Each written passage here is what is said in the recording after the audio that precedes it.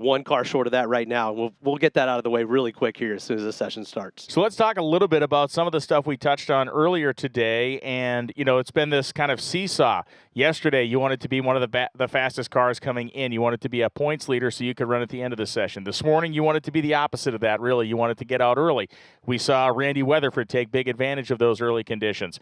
Where do you think you want to be now? And is it typically get me as far back as you can, or is there some magic to be had in a freshly prepped racetrack? Maybe a little, but, man, I want to be as far back as I can get right now. And it's actually warmer today than we saw last night when we ran this session. But as time went on, I think we took about 2.5 hours to run the session last night.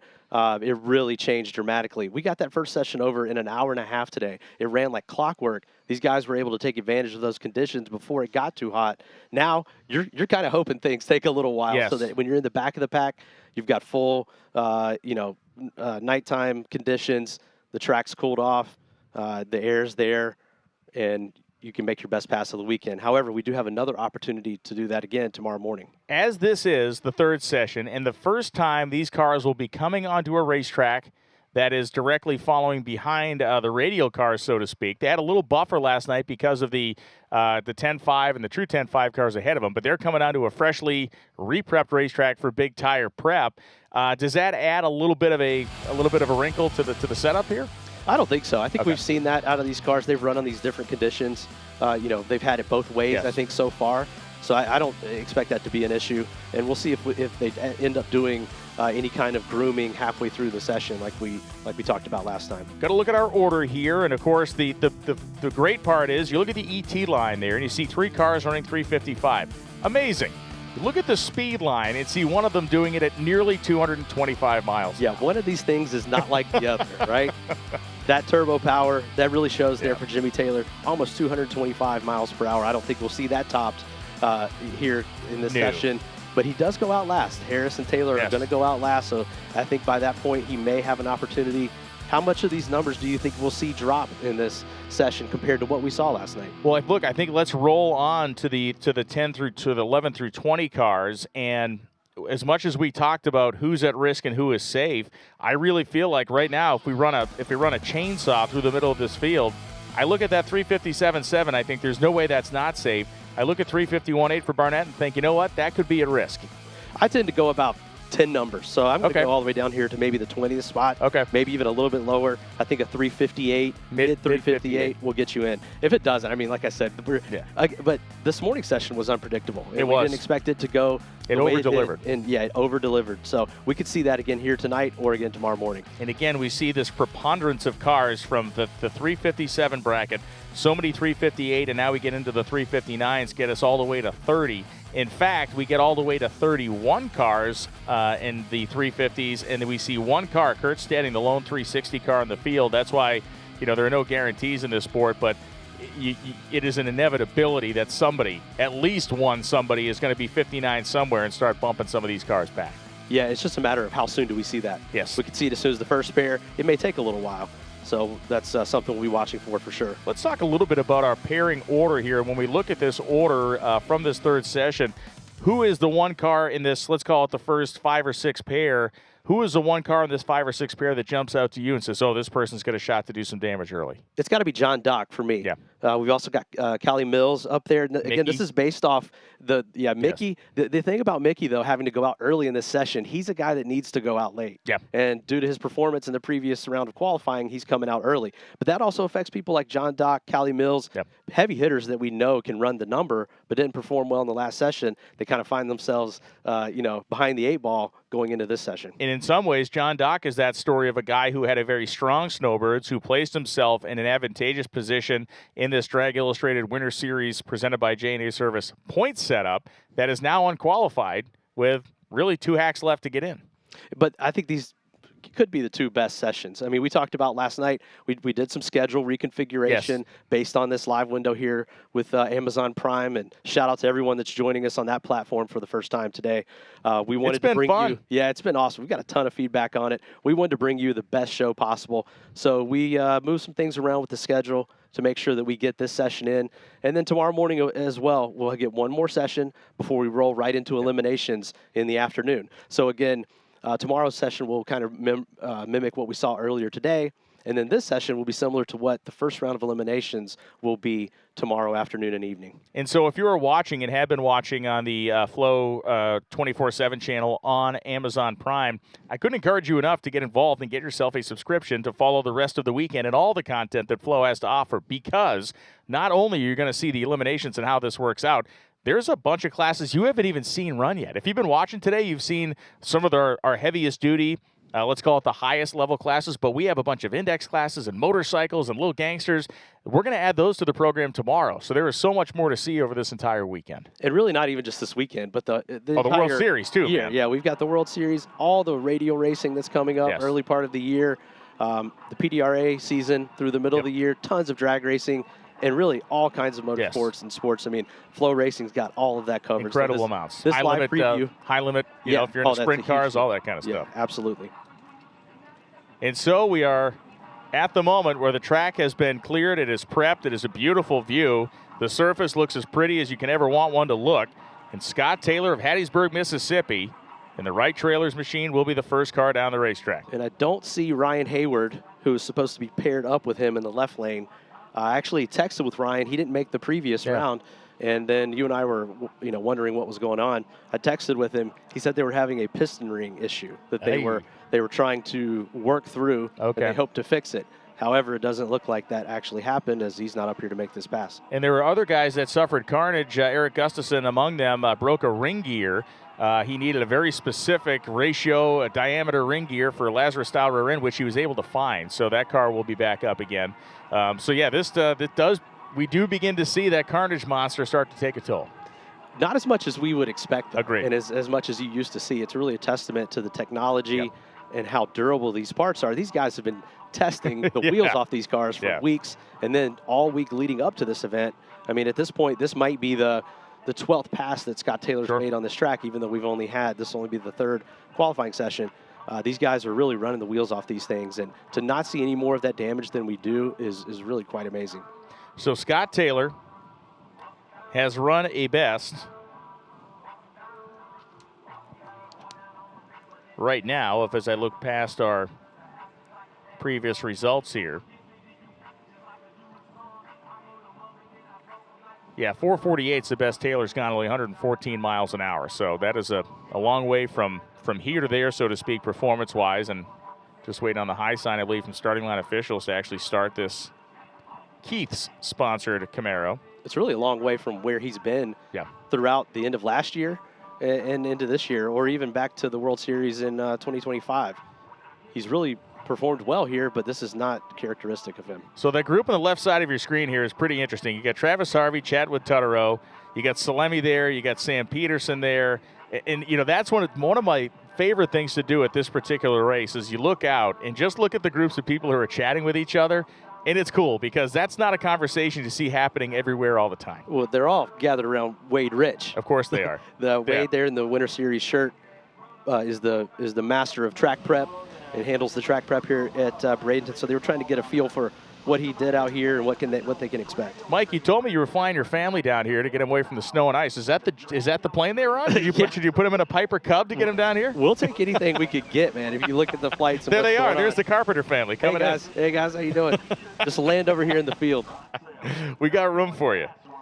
Yeah, I had to pull an audible there and get the family down here to Florida, looking how things are shaping up in North Carolina and elsewhere. So I know a lot of the country's facing that starting here soon and throughout the weekend, and best wishes to everyone enduring that. And well, you've lived this travel and lifestyle as long as I have, and you know that there are certain times when if you could avoid being in a warm, comfortable place when somebody else is freezing their tail off, it's usually better to make the move. Especially if that's your wife and kids, right? You're never going to live that down. You do, but it's usually expensive. It takes a while. Might as well get it out of the way first. But yeah, it's what better way to kind of warm up as long as you maintain power and internet connection to stay with us here on Amazon Prime and on FloRacing and check out all the action. It feels like we've already been at this for quite a while this weekend, but this is only day 2 of 4. We've got Saturday, and then Sunday will be a full day as well. And really looking forward to a great weekend down here. And I think, if you're a viewer that follows the Winter Series and you watches these races, one of the things that has surprised me last year and this year is the amount of continuity. You think, oh, man, well, there's like a month between this and that. Like, how much does one follow the next? But when we get down here and get back into the groove, it feels like we were just here for the Snowbirds a week ago. Yeah, someone said it was a month and a half ago. I was like, how was that a month and a half ago? Because it felt like the blink of an eye. So much going on. There's really no off season anymore, and we're pretty much to blame for that. But this used to be the time guys, revamp their program, sponsorship hunts, new cars, new builds, upgrades. There's almost no time to do that anymore. No. Because you've got to be ready. You got to come with your best stuff for this. This is no off season testing anymore. This is the big show. So you've got to come loaded for bear. There's really no one out here testing new stuff or anything like what used to happen in the off season. This is their proven programs that they're trying to win races and championships. And a big thanks to Modern Racing. You saw the Modern Racing logo sponsoring our drone here at these U.S. Street Nationals presented by M&M Transmission. Modern Racing has their hands on so many of these very fast race cars out here. As you can see a little jockeying down there as Ryan Hayward. Oh, yeah. Hayward actually was able to show up at the very last second. Yeah, Gavin Carter leaning in there saying, let's get the show on the road. Ryan's wife making some final safety checks and getting him belted in. Window neck goes up. That's usually the last step, so we're getting close here. Ricky Jones on the laptop in the passenger door making a last-minute tuning adjustment. And they are checking the tire pressure, checking the parachutes, and Ricky's checking his keystrokes over there before they let this thing rip. Getting a quick prayer with the Racers for Christ representative. Always a must for these drivers before they make a rip down the 8th mile. See Lyle Barnett floating around back there. Boy, Barnett racing in the Pro 275 category. Of course, driving the Pro Mod category as well. #1 qualifier over there. Almost got run out of the spot, though. That final qualifying session in Pro 275 got pretty spicy. And, of course, Donald Long had a field day with the fact that that Lyle had qualified #1 because there was some vocal disagreements with some weight adjustments that had been made in that category for the Radial Outlaw Series, and then they went out and qualified #1. So Donald did not miss a trick on that one. At first, because it's kind of a unique situation we have here, melding the Radial Series with our series here. And when that post came up about the rule change, our phones started lighting up. It's they're like, we don't know. We have nothing to do with this. Yeah, you're collateral damage. So I think Ricky is maybe finishing up. Could be a term paper or an email, but I feel like he is unplugged, and they're going to fire that baby up. He's just soaking up the camera time right now. Gavin is his normal composed self, but he is a little more aggressively composed than normal.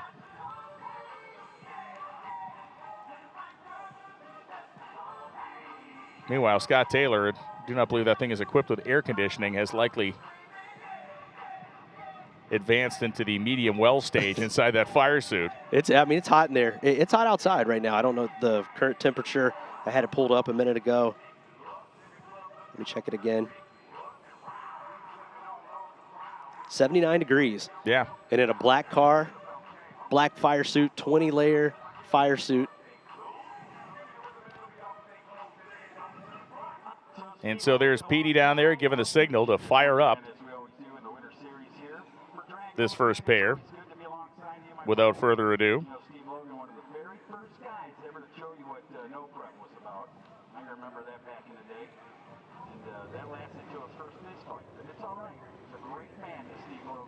And there we go. Finally fired. Here we go.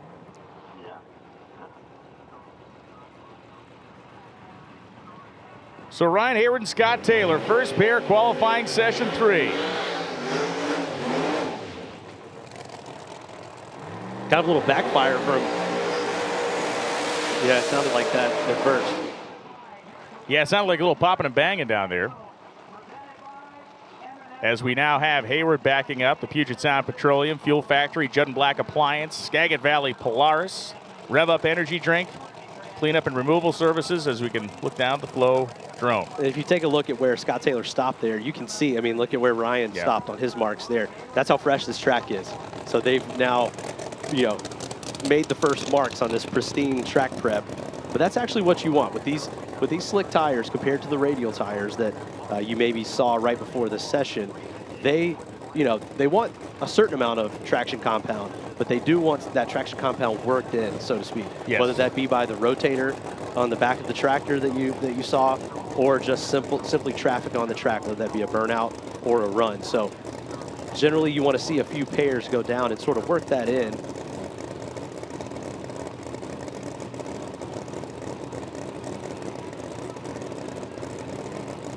So get a good look there at Taylor. The Key Superstore sponsored car. Scott did some damage in a good way last race. He's just trying to establish something of a baseline of performance here, but unable to get down the racetrack so far. Either one of these guys could go in with one fell swoop. That is a fact. And both of them will radically and roughly shake the tires. Hayward was 008 green to leave the starting line and was shaking by the time he got to 60 feet and was still sub 1 second. A lot going on there. I mean, first pair up, freshly prepped track. Yep. You're in the heat of the day. A lot of times it can just simply be what we call slow shake, not enough power initially, and that's a great shot. It really is. You saw just the destruction happening as those tires start to really just basketball at a rapid rate. And it's really due to the construction of these tires. Yeah. The way they're made, they only carry 5-6 pounds of air in them. So when they become unhooked from the track or unglued from the track, they suck up in the middle and just start pounding the track. That's what you see with those marks that are on there, and really tears up a lot of stuff. The wheelie bars, a lot of the rear end, chassis work area around there, body panels. Yeah, it is nasty stuff. And there is Scott Palmer, Rick Bailey rolling through the water box here. The AAGL Camaro based out of Edinburgh, Texas. Yeah, it's really interesting, and you mentioned this, and it'll come up more over the course of the weekend, but when we talk about the drag slicks and the construction of these things, and I've been doing a lot of research on a bunch of different topics and just worked on a lot of history of drag slicks, and the tires we know now as what we run, the really genesis of those was 1967, like the real low pressure wrinkle wall tire. That was 67, and a lot has evolved and changed over time, but still the same issues they had then we have now to a degree, except we just keep finding ways to make more power, which then challenges the tire even harder. Well, it's still better than what existed before 67. Very bad. Recaps were not great. Yeah. Hard as a rock. Yes. That's back when you saw, smoke them. That white trail all the way down because there was no traction. So things have definitely come a very long way. However, you still got those issues with these tires. Yeah. Things like traction control, the technology of the tire itself, the technology of the traction compound, the way it's applied, the way the track is prepped, has really mitigated a lot of that. You see a lot of these cars making great passes in conditions you wouldn't normally expect because of that technology. However, this is still going to be the trickiest situation of the day for these racers. Beyond a shadow of a doubt, Scott Palmer and the J&A Service, Jim Whiteley, typically operated Camaro. J&A Service, our title sponsor of the Drag Illustrated Winter Series for the second year in a row. Great to have them. And look at this. Palmer is on a beautiful rip, and he goes 363.9 at 207 miles an hour. We're going to see a lot of that this round, and that is a much better run than he's ever made. It's short of the field, but it's going to be a nice setup for them tomorrow. They needed that like a fish needs water. Yeah, he was hanging out at the very bottom of the sheet, all the way down at 70th coming into this, had not made a full pull, even though they had a really great test session earlier in the week. So he's going to be really happy with that. That 363 is nothing to hang your head about here in these conditions. Bailey's car checked or shook the tires early, but man, Palmer's car did exactly what they needed it to do, and now they can do it more aggressively in the morning air of Saturday when final qualifying will kick off. It's Mark Mickey and Louis DeLeon, and this Mickey run is a big one. Yeah, this is another situation where we talk about these guys pairing up with each other. We got 2 turbo cars again. We saw that in the previous round. We're going to see that with Luis De Leon and his turbo-powered Fuel Tech machine. And Mark Mickey. Man, I know Mark's just sitting back there right now just wishing he was way back in the pack. Same with Luis, of course. But what we've come to expect from Mark Mickey and that M&M transmission machine is pure dominance when it comes to qualifying. This is a guy, I think, he qualified for every single one. He qualified #1 for each of our events. And even before that, a string of like 5 consecutive #1 qualifiers. We're going to take a very quick break. We're dragging the racetrack right now. We'll be back before they fire the cars. We'll see you right back here at Bradenton Motorsports Park at the Drag Illustrated Winter Series right after this.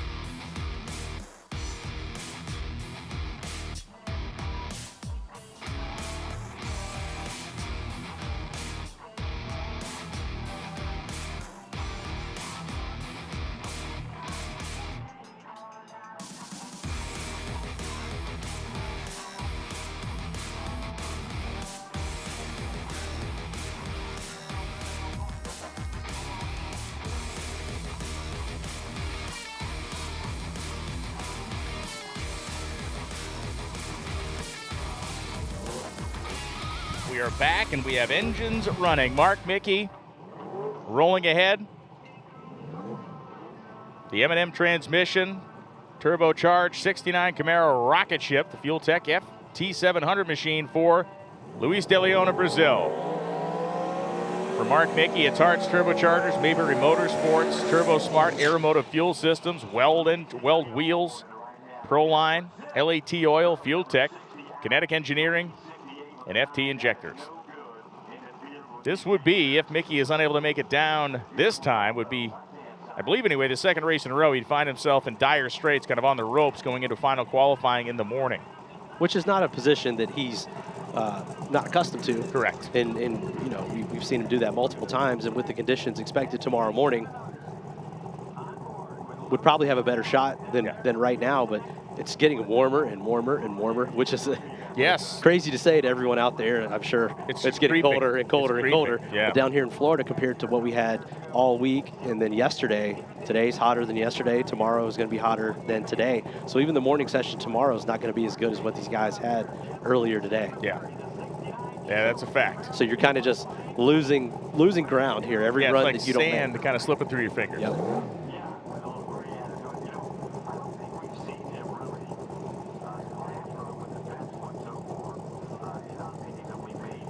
It's interesting. A lot of these guys, you see the induction holes there in the hood. Yes. For Luis's turbos. You don't see that much anymore. These guys have really gone away from that, done away with those. With those inlets. Yeah. Interesting. They're just letting the turbos pull the air from underneath the fender. Yeah. Actually just noticed that for the first time on his car. Both are going to roll in. Mickey has been 365. Lewis has been 368.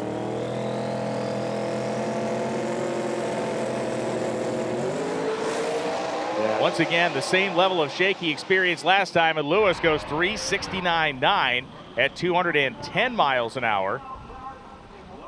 He's able to back up his earlier 68. It doesn't help him at all in qualifying, but man, Mickey's car went backward from what we saw earlier. For sure. That's the the situation we've seen out of his car. It's either going or it's not. And good, nice, pretty pass for De Leon, but not efficient. Not efficient early, not efficient down low. 369 at 211, and not really the power that kind of car is capable of. Yes. I mean, if that car is making even a halfway decent run, it's going 215 or more.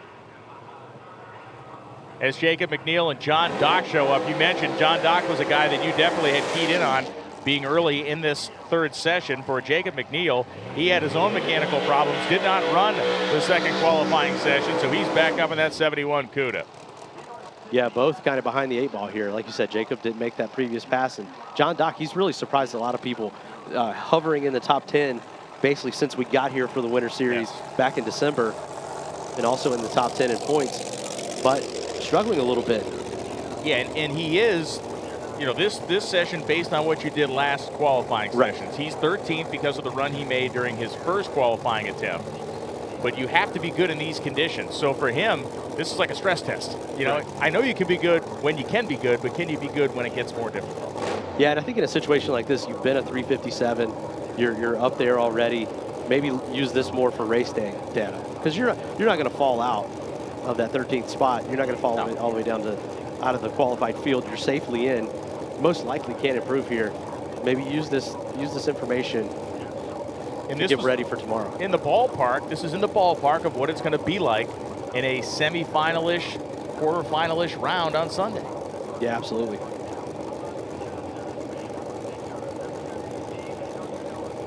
McNeil, the cool hemi-orange paint with the old-school billboard-style Chrysler stripes down the side. And the Calmero as logoed on the quarter panels. That's kind of a carryover from his previous car, the well-known Calmero that he campaigned before he made his debut in Pro Mod. I believe halfway through the season in PDRA. Had a good showing over there as well. Sort of loosely teamed up with Party Time, Jason Harris. Man, that's nice looking. McNeil's trying to hang in there. His car didn't seem to shift. 361.5 at 204 miles an hour, almost 205 for Doc. McNeil's car was starting to get with the program, but it did not seem to go into high gear. Yeah, the 248, I mean, it wasn't going to be anywhere close to qualifying when you see that 330 number, but could have at least gotten the data and got down the track. But yeah, Doc's car very well controlled on the tire early on. You know, a run in that very low 60 bracket is certainly going to be competitive in this environment at this time frame later on a race day. Here's an interesting pair. These are two that don't really want to be out here this early, but find themselves in that situation due to their performance earlier today. Cali Mills, she's actually qualified 11th. And finds herself, well, do we have Cali? Haven't heard her fire up. Not seen her yet. Let's take a look at Murder Nova, Sean Ellington. In not a Nova, but a 69 Camaro.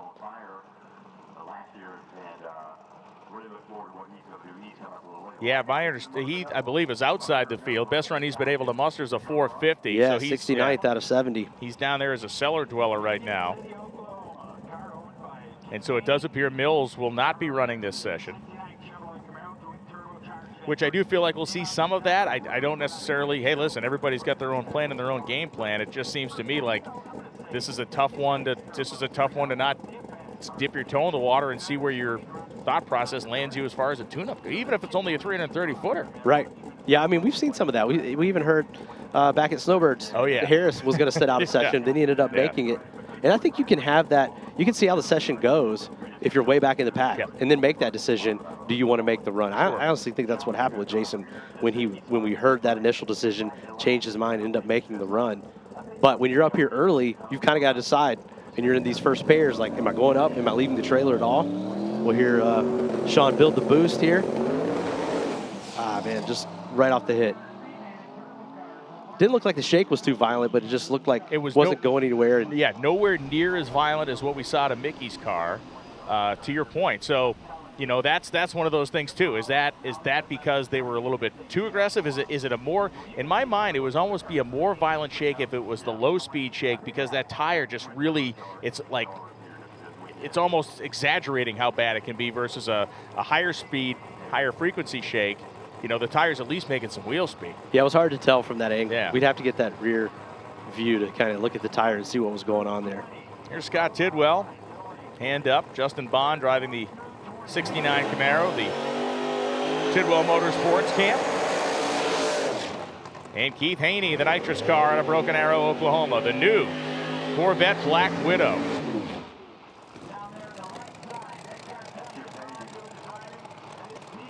Fun fact to know and share, we talk about slicks, and a lot of these cars, including these two, have Hoosiers on this weekend.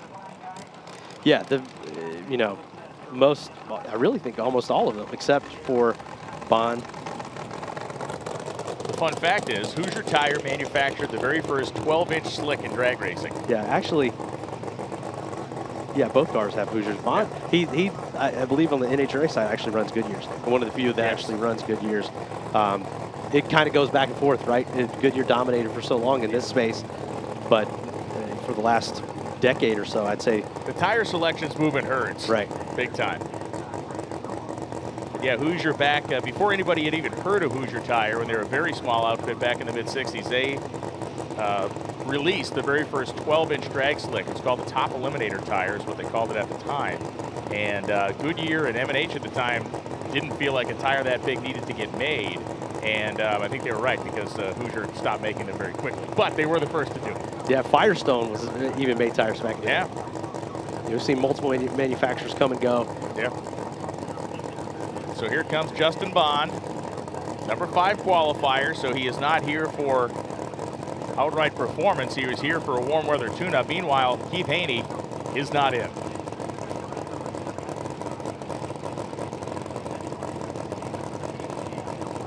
Working through a new car, always a challenging process, and the stakes are very high here.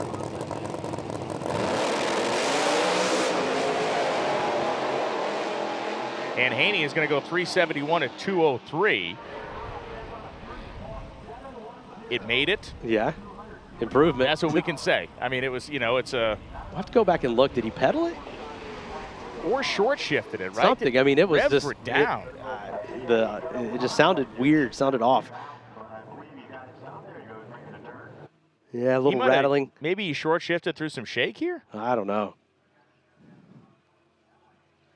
But, hey, made it down the track, like you said. Maybe they've got data they can work off from this point. Ed Thorne and Steve King coming up next. Here's King testing the valve springs on the burnout. The Jeff Miller Performance, G-Force, Resolution Racing, CJW Pilot Electric Corvette. And Thorne, the D-Bar D 70 Camaro.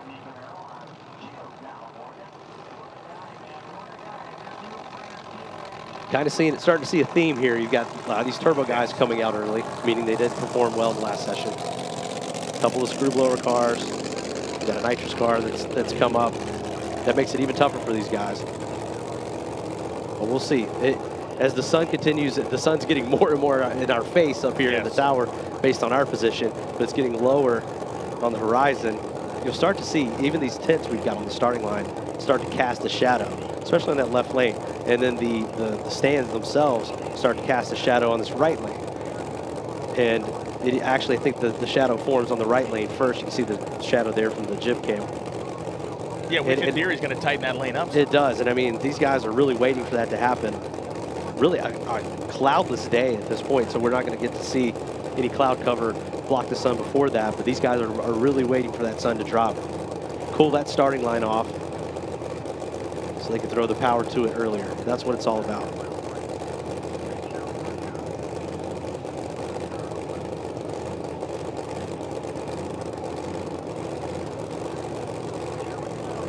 Randy Lee intently looking down the racetrack as Steve King, winner of the World Series of Pro Mod in 2025, takes his assigned position, currently the number 23 qualifier. Ed Thorne currently qualified 64th.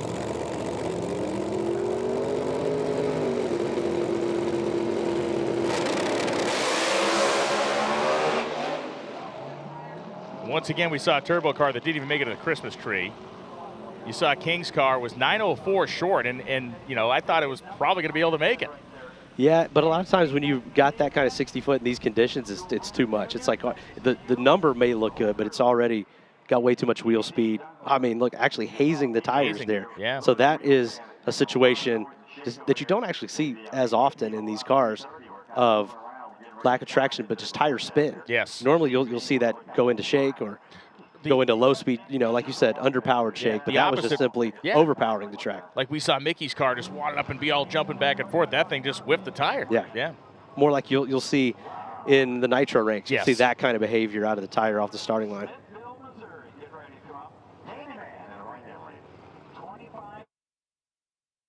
So we talked about Mark Mickey and that tire shaking launch he had. Caleb Morton spoke to him after the run.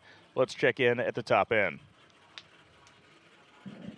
Mark Mickey, we know you're struggling, but from Snowbirds, we know that you're totally capable of coming in here and sneaking in at the very last session. That's exactly what happened last time. You were outside of the field looking in until the very last qualifier, and there's no doubt in my mind that's exactly what you can do tomorrow. Yeah, we're hoping so. We've just been on the struggle bus all race. I'm tired of this last second stuff getting in. It's getting too old for that. But, yeah, I mean, we got a good car. We're missing something, so we're going to go work on it tonight. And I feel we'll be all right tomorrow, I think. So we'll see. Yeah, so it's a good story. Last qualifier at Snowbirds, last qualifier tomorrow. Let's do it. Yeah, I hope we repeat that. So, you know, I've always thought Mark's kind of a cool guy, and I like there's no fear in the guy's voice. You know, it's like, yeah, well, I don't like doing it, but we'll just do it tomorrow. And that's what you have to be like. That's the only way you're going to be successful in that situation. I think you can sense a little frustration in his voice and in his tone, but still optimistic and still confident that he can get it done tomorrow. And I think most of us would agree with that. So Frank Falter, the Candyman, number 45 right now, one of the close but not close enough guys, and Robin Roberts, who is the 30th qualifier at 3:59.7. is one of the guys that's in that nervous position. Now, it may not be that nervous right now, but come tomorrow morning when final qualifying kicks off, 30th is definitely not a place you want to be. Yeah, we talked about Robin kind of flying under the radar and with his performance and running really well, but that 3:59 with a 7, just insane, but only holding in the 30th spot right now.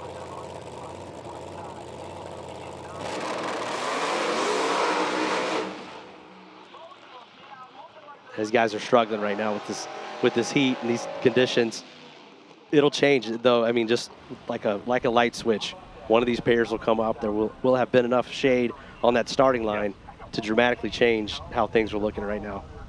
Roberts was very delayed getting off the starting line entirely. Had like a 5:21 light, so maybe I don't have a glare situation or whatnot there. But again, Mickey style tire shake we see there. Again, very, very rough stuff as he's out of the throttle. Exceptionally quick fashion. Well, you asked a question to start this session. How would the different ordering of the classes and the prep affect things? I think we're seeing a little bit more of this effect than what we initially thought. I think kind if of we leading take to the your heat point. and that, maybe that heat and that, maybe we have that unsolvable to this point, unsolvable equation. Right. Somebody's going to rip one. We know they are. This is how this always works around here. But man, look at the bottom of that shot there. Just so you can see all the check marks from everybody that has been shaken and stirred. Joey Martin was a heavy tire shaker last round as Adam Flamholz comes through. The Hearst Boiler sponsored Chevelle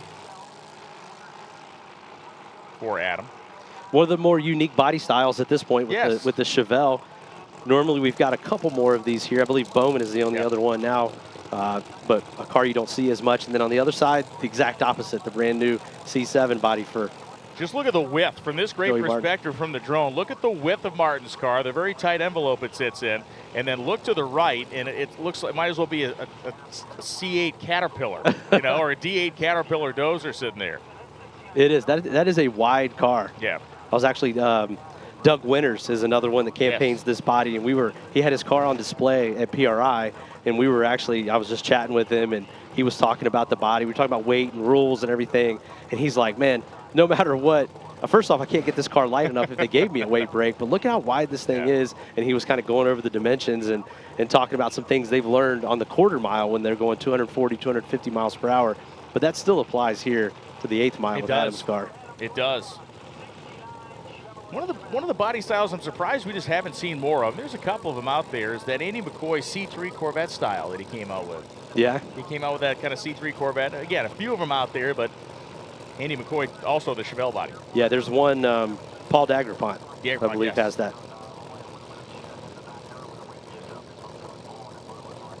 This should be a great shot here from the drone as these cars come at you. Adam Flamholz goes 381 too, 193 off of it early.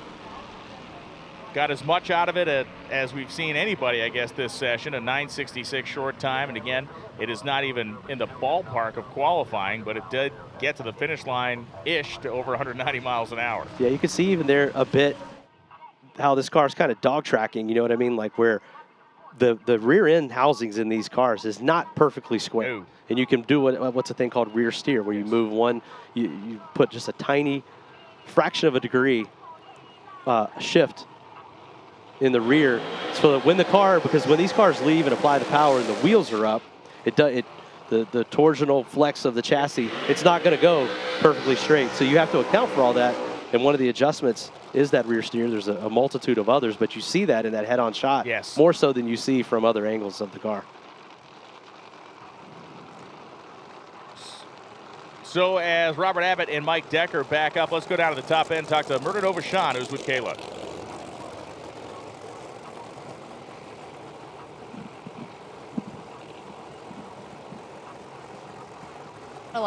I know how absolutely just pissed off you are right now. I also know that we'll have good air tomorrow. You're going to get to go early. And as a driver and just how much heart you have, you're going to do anything possible to shove that sucker through those lanes tomorrow, no matter the outcome. And if there's anyone that can do it in the last qualifying session, my money is on you, buddy. Well, that's the problem is it doesn't help to slow the car down, go out here and even run a 60. That's not going to get you in the field.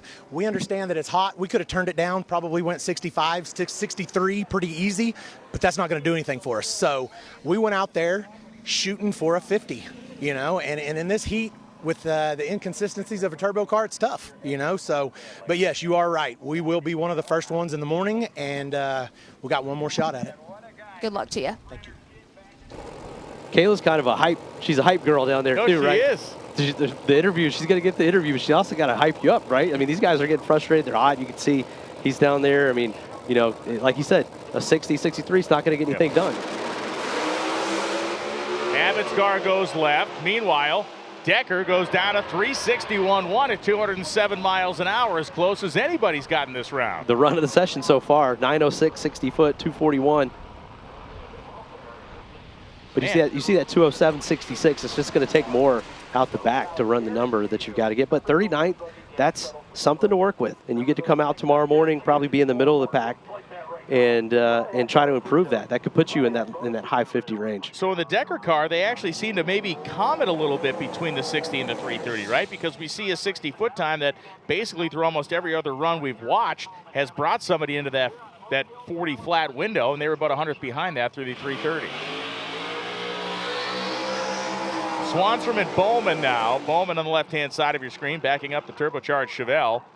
And the Hormone Logics, Richard Bailey Racing, Modern Racing Corvette with quick performance. And the Swan Gang, of course, for Justin Swanstrom. So on this side here, looking at Bowman's car, got a car with a ton of power. And if he gets this thing hooked up, power won't be the issue. On Swanstrom's side, we've talked about his car. Looks great early, but needed more power out the back door, kind of similar to what we were just talking about with Decker. I mean, easier said than done. A lot of these guys are throwing everything they can at it. We'll see if he's been able to find something for that back half of the track. And then it's all about the front half of the track for Mike Bowman. Sure. Get this thing set up so that you're not too far behind, and then take advantage of that huge turbo power out the back door. And look, when we talk about that top-end tune-up, we're talking about fuel and timing, I guess, basically, on that back half of the racetrack, and how brave do you want to get? How lean do you want it to be? And how much timing do you want to screw into it? And when we see cars, especially the screw cars, making that big speed and turn all that RPM, those guys are right on the ragged edge. They really are. They're so close to popping that burst panel, having a variable height supercharger, right? Like we've seen multiple times. The Bluetooth intake manifold. As Corey Swanstrom waves his son into pre-stage.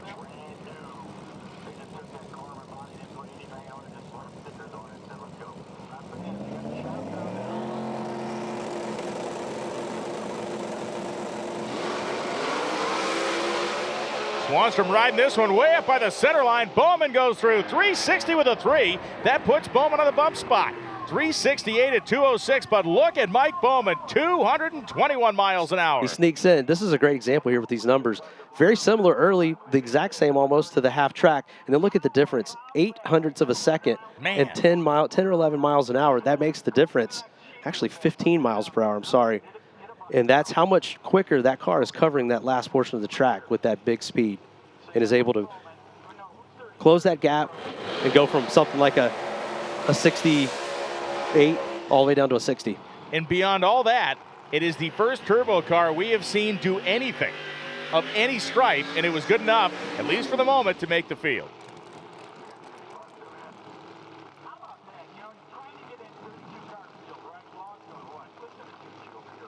So we get a look at our updated qualifying order here with the newly minted bump spot owner Mike Bowman. Number 32, he got there on speed, identical ET as Kurt Steding, but the 221 mile an hour bonus went to him. Yeah, I actually talked about that with Bob Harris last night after their run, talking about, because the tiebreaker on ET is speed. And so they were only 1,000th of a second behind Jimmy Taylor last night, but they weren't going to be able to tie him on ET. Not even close. Because these turbo cars are always going to have that speed tiebreaker. Great point. Kind of an interesting point to think about. Yeah. The way that works out, because those cars are just run so dramatically different than these other combinations.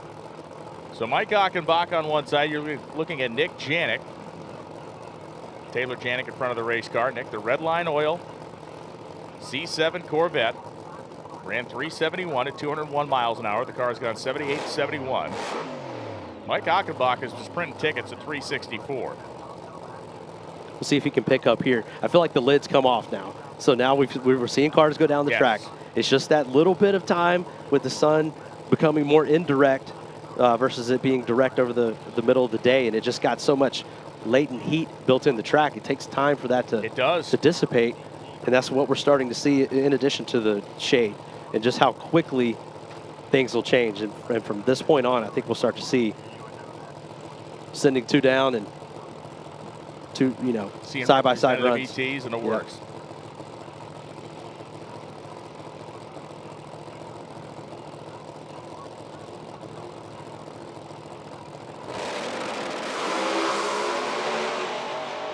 Oh man, they were both heading toward the middle. Yeah, 9:28 short time for Achenbach. Probably was out of it a little before the 3:30, but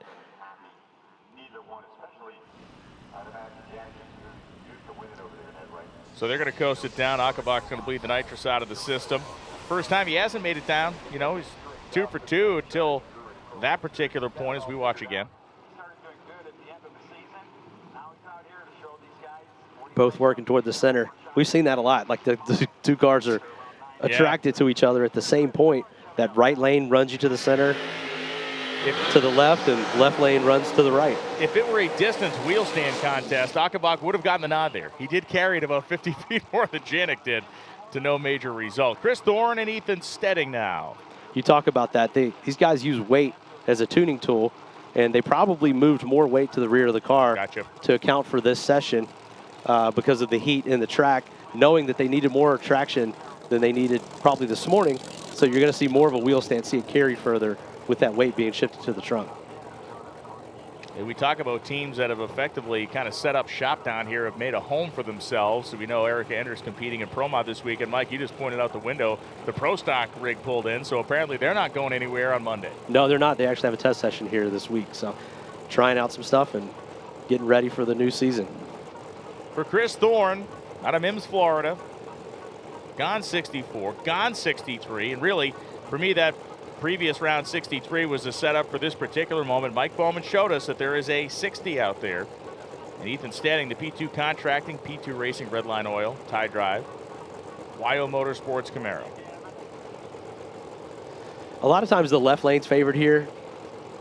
in general, has the better lane, but this particular part of the day, because of that shade we talked about, I feel like the right lane comes in quicker. I think that's where you want to be. But both of these cars are very capable. I would look for a 60 flat, somewhere in that range out of both these cars. Thorne definitely has that capability. We haven't really seen him run as well as he had in testing, so we'll see if they figured something out. 363 with a 9, his best so far.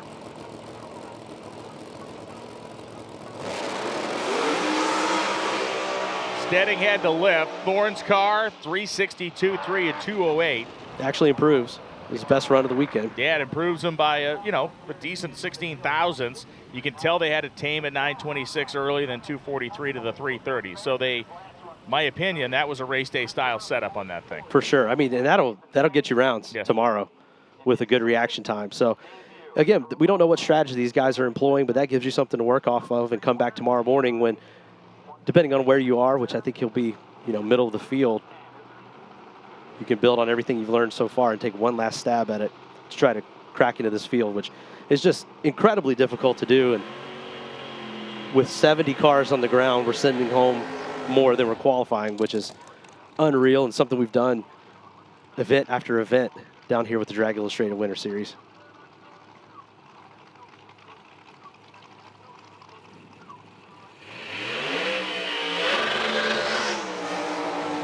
Joel Wensley with all the RPM on his burnout. The Liberty's Gears, Brooklyn, Michigan base, 2018 Camaro. And Andrew Handras out of Dix Hills, New York, finds himself at about the same place as Mike Achenbach, a mid-60s, consistent mid-60s nitrous car that has not showed us quite enough of a hand yet to make the field. Liberty Gears, Bohr Racing Products, Sinister Racing Products, and Bohr Racing Products for Joel Wensley Sr. And there's Samuel Peterson alongside the passenger door. As we get a good shot of that nitrous purge coming out of that nozzle, it's a little obstructed there. That's why it's kind of fogging up on the windshield. Yeah, it looks kind of weird. That was an odd-looking situation there. And it's lingering. Should evaporate eventually. Might have froze a hole straight to the Lexus. Yeah. Yeah, Sam Peterson trying to get the door closed here on Wensley's car. There he goes. Just slam it, man. Slam it hard enough. Close it like you mean it.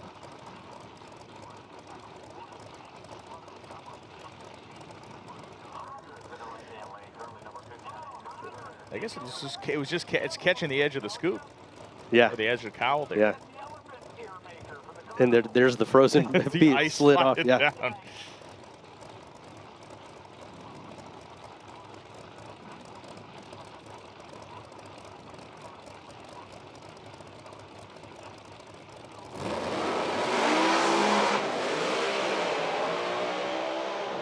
And Handras will go 368 at 202 miles an hour. Falls right in line, literally right in line with his previous performance.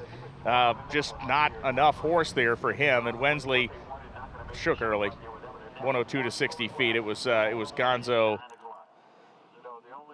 Yeah, before it was really going anywhere. Yeah, I think he even pedaled it. But boomer there for Handras at the end. Which we've seen that car put out white smoke at the end of every run, but not that backfire we saw through the hood scoop. Spotter's going out there just to make sure there's no shrapnel or debris on the racetrack. Matt Deesh and Ned Dunphy coming up as we have sold out the market on orange with this pair. We own it all here with these two. Deesh in that 69 Camaro you're looking at here, the nitrous car. And Dunphy, the Hot Rod Magazine Drag Week winner in the unlimited class in his twin turbocharged Viper in his Pro Mod car.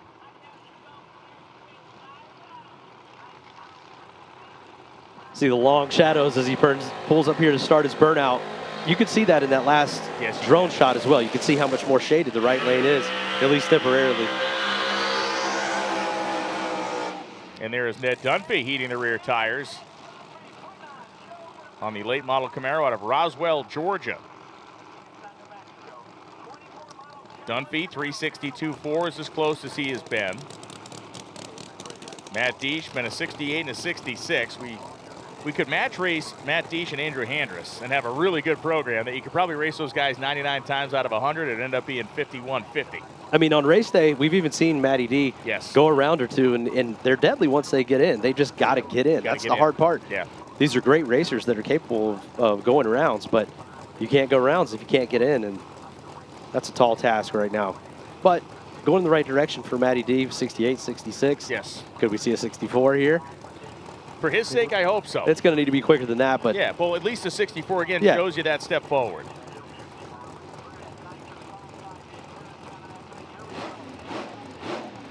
The 15th pair of this 35-pair session. Rather, the 16th. No, actually, we just got a little mixed up here. I had Dunphy as rotor with Passato in the 16th pair, but we're right there, right in the middle.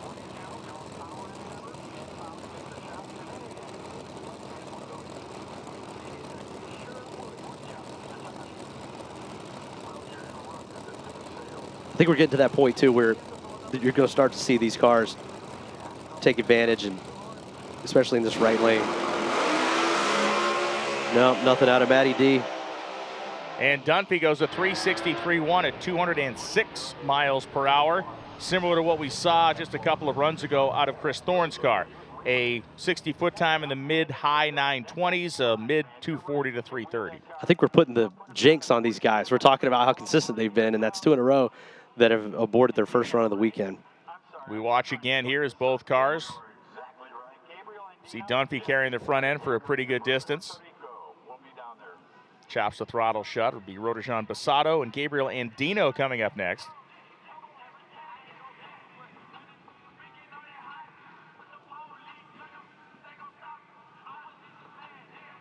You know, we talk about the track maintenance, we talk about the, maintaining the racetrack and the surface.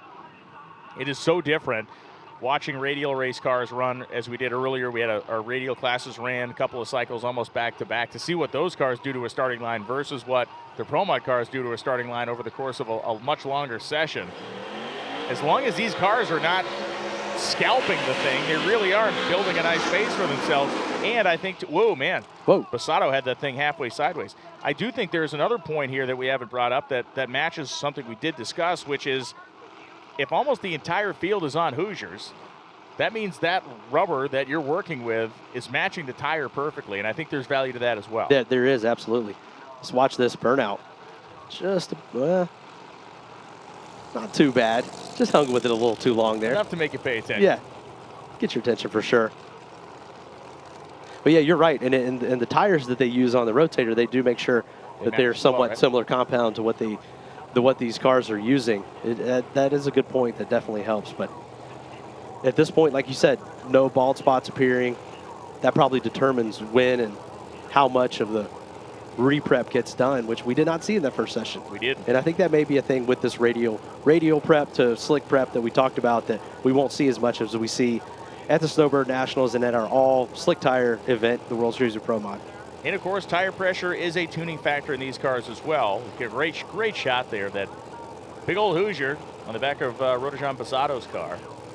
Yeah, 36-inch tire, an 18-inch wide wheel. Back in the day, the rule for slicks was you needed to be 1-to-1. They wanted a rim that was as wide as the slick. Oh, back in the day, that was how, and it took them several years to figure out that really isn't the way. And here comes Roderjan Passato, 366 at 207. Again, they backed the car off even more in the 60-foot to a 937, and once that number popped up, it's like, okay, well, where's it going to land?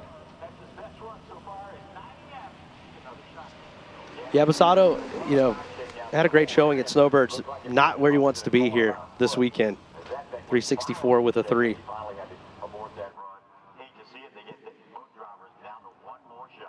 And Andino, he was kind of surprised of last night's session, snuck in there, I believe on the pump spot or maybe even number 31 last night, and quickly found himself on the outside looking in at 43rd at this point in this session. So we do have the flat drags out to touch up the racetrack as we've gotten to that halfway point.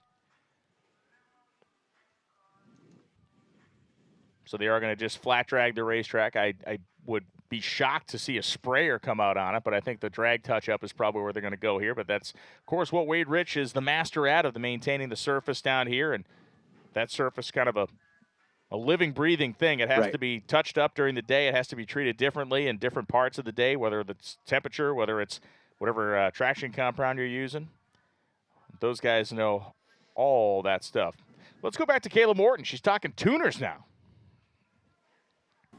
I have Alan Brufloft here, and usually you guys see me with a driver down here on the top end, but I wanted to do something a little different with all the cars struggling to get down the racetrack. He is a very well-known tuner, and he's mostly known for tuning Robin Roberts' car that is Hart's Pro Charge in a usually very consistent car. What is going on with the track conditions right now? Well, most of it is normally when we go to a Pro Mod race, it's just Pro Mods, it's slick cars. You come here to US Street, totally different deal. They've got radial cars, so they're running radial cars, radial prep, and then they're trying to dull down the track. And then if you're early, it's really, really hard to get on the track because it's not dumbed down enough. These big floppy tires do not like super sticky tracks. We need some give, we need some wheel speed. So that's why everybody's just having a problem. It's just way too sticky up there. So from a tuner's standpoint, when you go into the last qualifier tomorrow, do you just throw this out and start over in the morning? You have to, because racing on this surface here is not racing tomorrow. So tomorrow we'll come out. They're going to run the Pro Mods. They're going to run the True 10.5 guys. Just going to be slicks on it the rest of the day. Tomorrow they won't put any glue on it or anything. They'll scrub it, rotate it, whatever, and let us go at it. So it'll be way more of a forgiving surface for us, for the Pro Mod guys and the big tire guys. So tomorrow should be a lot better, cooler track temps. We're on the track at 9 a.m. The latest you'll be on the track is maybe 11. So, I mean, right now the track temp's like 108, I think. This morning the track temp was 84. So it just makes a huge difference on getting these cars rolling. I knew we'd get a lot of details out of Alan. Good luck tomorrow. Thank you. Great insight. Hey, that's why we leave that to the experts, man. Yes. That's the best way to describe exactly what we're seeing here and the challenges that are faced by the guys that are up now with the slick tires. And then it's kind of the opposite situation on the radial side. It is. These two tires want completely different things. Yes. And it's very difficult to satisfy both. And for the most part, they're able to achieve it and get it done. But there are some pros and cons, and going out early on that basically radial prep is one of those cons. So let's take a quick break here as the rotator tractors do their work. We'll be back with continuing coverage of qualifying session 3 at the US 3 Nationals presented by M&M Transmission.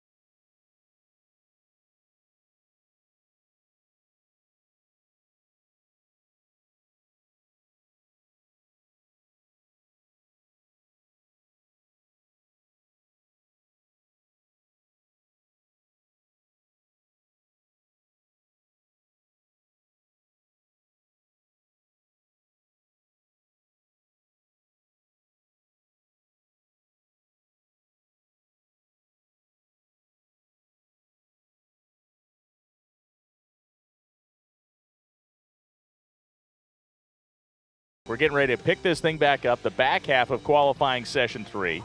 Again, let's go back to that conversation we heard Kalen Allen have at the top end regarding, getting a car down this racetrack and then using what's going to become the final session tomorrow morning as really the jumping off point. And I think it's interesting because I found his, approach and attitude very similar to what we heard from Mickey. It's just like, we know we're going to get one more, and that one's going to be on the conditions that we really want. Right, and it's about that prep, the order of the prep and the cars that are on the track, as you said.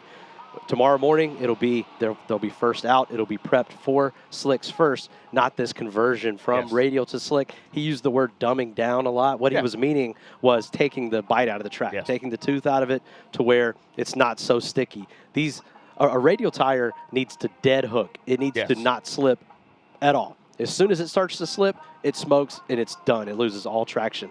A slick tire, which is what these Pro Mods run, operates basically on a controlled spin. Yes. And they need to spin. The car, even when on the best run, is actually spinning underneath the car. And if it ever dead hooks like a radial does, that's tire shake. That's tire shake. It goes right into that tire shake that we've seen so much. So these two approaches create two totally different conditions. The situation is that radial cars, they require a specific temperature, time of day, usually, and all this track prep to make their tire work. A slick tire, the thought process and the reason why they've always dominated drag racing up to this point is that you can make them work on pretty much any surface. You might be quicker on a better prep surface or in cooler air, but you can adapt. You can get down the track, which is what, at the end of the day, drag racing is all about, getting down the track, winning the round of eliminations, moving on, winning a race, winning a championship. And so just two really kind of schools of thought. Yeah, and it is a divergence in so many ways, and that's why it is, it's become a unique scenario to have these categories at the same place at the same time anymore, which I do like having them all here. I like that we give the fans this great cross-section of what door slammer drag racing looks like. And the reason, like everything else in the world, things have just become, even in drag racing, just so specialized, just absolutely specialized. And one of the things that will help these Pro Mod cars going forth in the weekend, especially tomorrow, is that we bring in the index categories. We bring in the motorcycles. We bring in effectively the cavalry arrives on slicks for these guys tomorrow. Right. Instead of just having this direct split of your 70-some Pro Mod cars and your 30-some 10.5 cars and then your, let's call it 90 radial equipped cars, the next couple hundred cars coming to the gate pretty much all have slicks on them. Yeah, so it's going to start to change that balance where the track is going to start to favor the slicks more, and there's going to be less of that conversion required. So, things will change, but just sort of the challenge and the mastery that these tuners have of navigating this and the track prep that we talked about. I think, we're maybe less than a decade into this concept of having both of these style of cars at one event. It used to be one or the other. If you had a radial prepped event, you couldn't think of having a slick car anywhere near that place. Agreed. Vice versa. And I think, the shakedown at VMP was one that... he did that kind of home run derby deal where he had the slick prep lane and the radial prep lane. And there's been some of that.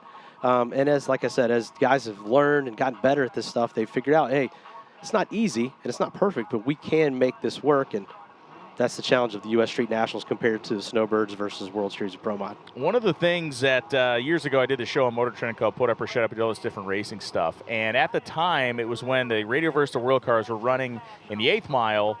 What a Nitro Funny car was running in 1,000 feet. I forget what the exact ETs were. Somewhere in the 90s. Maybe it was when they were running maybe in the 80s somewhere. And so I went to Bob Brockmeyer because they would let us do pretty much anything on the show. And I went to Bob Brockmeyer and said, could you set up a racetrack where one lane has a 1,000-foot finish line and one has an 8th mile thing? And he's basically like, well, yeah, if you pay me, I can do anything, which I respect. So what we were going to do is we were going to run, we were going to probably use Stevie Fast versus like Cruz Pedregon. And he was going to run 1,000 feet to the radial cars, 8th mile ET, but never got to do it. And to your point, the two lanes would be prepped very, very different. Right. Kind of a different way of going about bracket racing, right? Yeah. And equalizing things on the tree. Let's equalize the distance. Yeah. Interesting, man. How about this pair of 67 Mustangs? Yeah, I mean, they're both blown, but they could not be blown more differently. Yeah. Roots on one side, screw on the other. Brand new car for Nate Saylor, a tried and true piece for Bob Glenn in the right lane. Now, just a quick primer, what are we talking about? We talk about screw blowers versus roots blowers. So the screw supercharger we're looking at right here on Nate Saylor's car, it uses a pair of interlocking screws. They're beautiful looking things, and they're kind of intertwined with each other. They take the air and compress it in the case of the blower. Bob Glenn's car uses a roots blower, which has a set of rotors in it that are like scoops. They take the air and force it to the outside of the case, but that car compresses the air in the intake manifold. That's the major difference. It is far more efficient to make your pressure inside that case. The screw blower is exponentially more efficient than a roots blower. Right, makes a lot more power. However, to equalize it, the situation here, we allow Bob Glenn to be 200 plus pounds lighter than the screw blower over in the left lane. So the roots blower was invented in the 1860s. It was used to feed blast furnaces. The screw blower was invented in the 1930s. Look at Bob Glenn hovercrafting that thing down the racetrack. Meanwhile, Saylor goes 361.9 at 207, just outside the gates of the field. 365.1 for Glenn on a pretty entertaining watch over there. Yeah, and kind of capping that conversation, you can see the early numbers for Bob Glenn, 9:14, 2:43.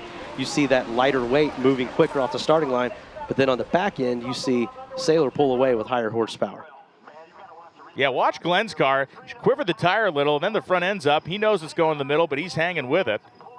And this freshly groomed racetrack has got plenty of teeth in it.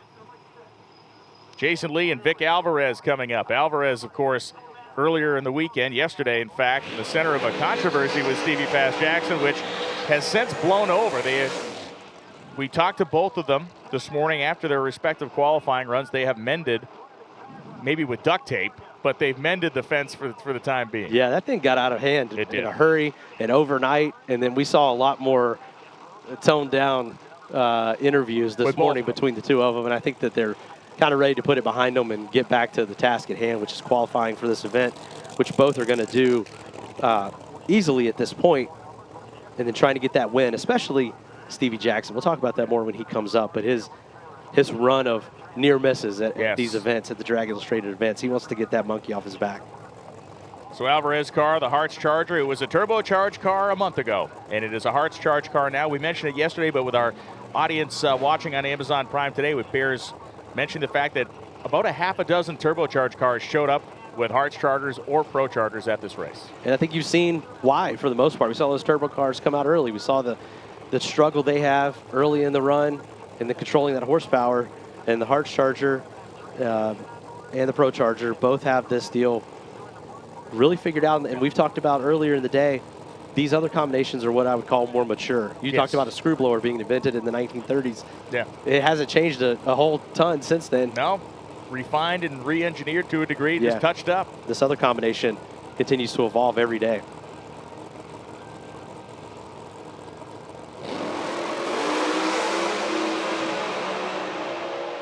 Two good-looking runs. 57 with a 1. Look at that for Vic Alvarez. Yeah, 9:13. When you see that sub 240, 330, 239 with a 9, you can bet that the car is going to go into the 350s.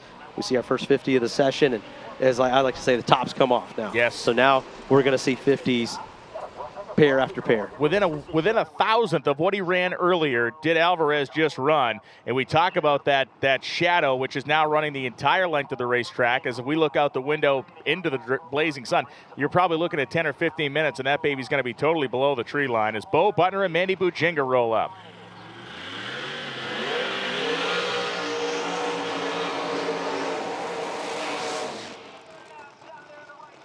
Two crossover stars. We talk about Manny Bujinga. He's a longtime radial racer, and then now he's got really one of everything, but they're all red. Yes. They've all got names like Fred and Marv. And listen, I've known this guy a long time. I have no idea what the naming thing is. Like, I don't either. A lot of cars have names, but he's like gone through a phone book from like 1913 to come up with these names. Yeah. I don't get it. And if you get a text from Manny, the text will just be Fred. He calls you Fred when he's texted you. So kind of a unique deal with Manny. And on the other side, we've got Bo Butner, NHRA Pro Stock veteran. You know, one of these guys that's not afraid to jump in any of these cars. Bracket racer, just wants to be behind the wheel of something. Has had some good success so far at the Winter Series. And as we look at Brian Coriny standing out in front of the car, I believe the owner and tuner of this machine, The robot's done right. Gotham City Returns Chevrolet. Of course, Brian Coriny also in the pizza business. Owns a bunch of pizza places with his family. Master's Pizza back there in Ohio.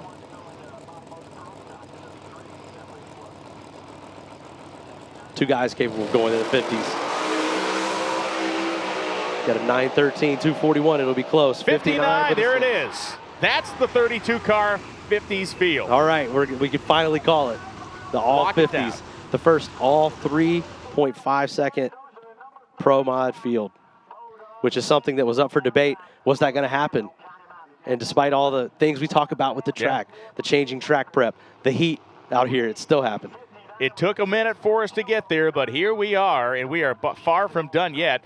And for Brian Coriny, for Bo Butner, that entire team, well executed. Yeah, you take a look at the scoreboards down there, showing that 359.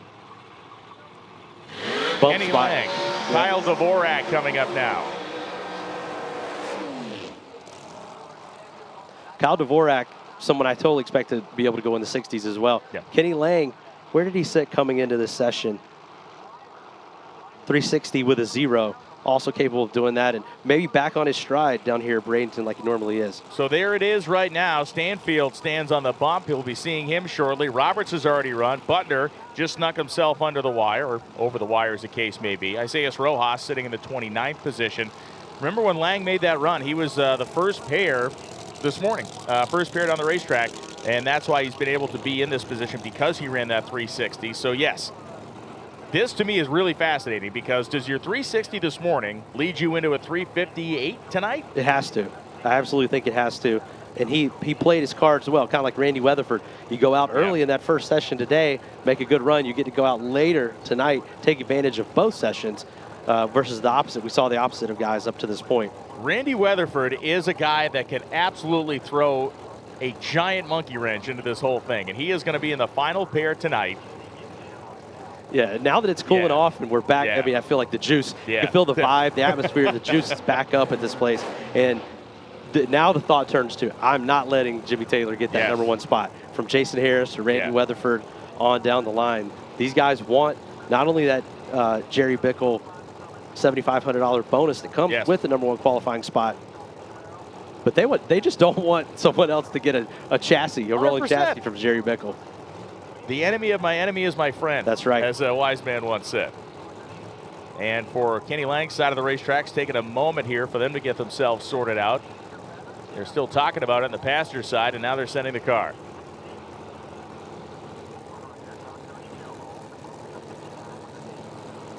Great look at the process as the crew member stands just short of the pre-stage beam, then looks down and makes sure the tire is just behind his foot so that the driver knows you're just a few inches away from pre-staging.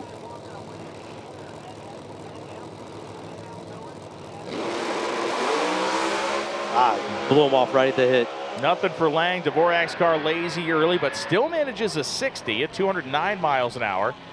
It would have put him in at the start of the session. Yeah, lazy early, but then big speed out the back door, 360 with a 9. You hate to see that out of Lang. I really expected, after what we saw earlier today, for him to be able to take advantage. Maybe something's going on with that car. It sounded weird at the end of the burnout. I think he was having issues as he rolled out at the end of the burnout. We saw the deal back here on the starting line, and then it's not like it didn't do anything leaving the starting line. And there was that crew guy that was speaking to somebody and finally just kind of gave him the, okay, fine, go ahead and try it. Right. And that clearly was the result. Eric Enders and Dallas Glenn. Oh, man, we didn't draw this one up, did we? This is a movie we have watched before, but not on the same stage. Take a picture of this. These are two heated rivals in NHRA Pro Stock that battle every weekend. One for the KB Titan team there on the left, as you see Dallas Glenn, Eric Enders in the trademark red. I like how we've got the cars color coordinated as well. Team blue is always KB Titan, red for Elite. And look, then we see these talking about these two seeing each other on the NHRA Pro Stock Tour. Yes. Here behind the wheel of screw-blown Outlaw Pro Mods in Bradenton, Florida in the winter. I don't know how good we are as a collective group. When I say we, I mean not just me and Mike. I mean all of us viewing this right now. But we need to pull this off as kind of a prank. If you got friends at home that aren't watching, you need to take a photo of this and tell them that the rules change for Pro Stock next year and you're watching a test session. Yeah, we hear about Pro Stock rule changes. Yeah, we got this is pretty dramatic right here. The Jim Whiteley '63 Corvette that Dallas Glenn is driving, capably as he always does. This is a one and done for Dallas Glenn, from what I understand. Yes. He's not even going to be back for World Series or Pro Mod. He's just dipping his toe in the waters just for this event. However, Eric is a veteran of Pro Mod racing and of the Drag Illustrated Winter Series.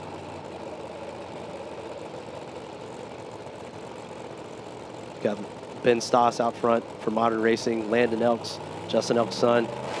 Kind of a family and close-knit team out of the Modern Racing camp where this car was built completely from scratch. Very neat thing to see these two drivers next to each other and these two awesome machines.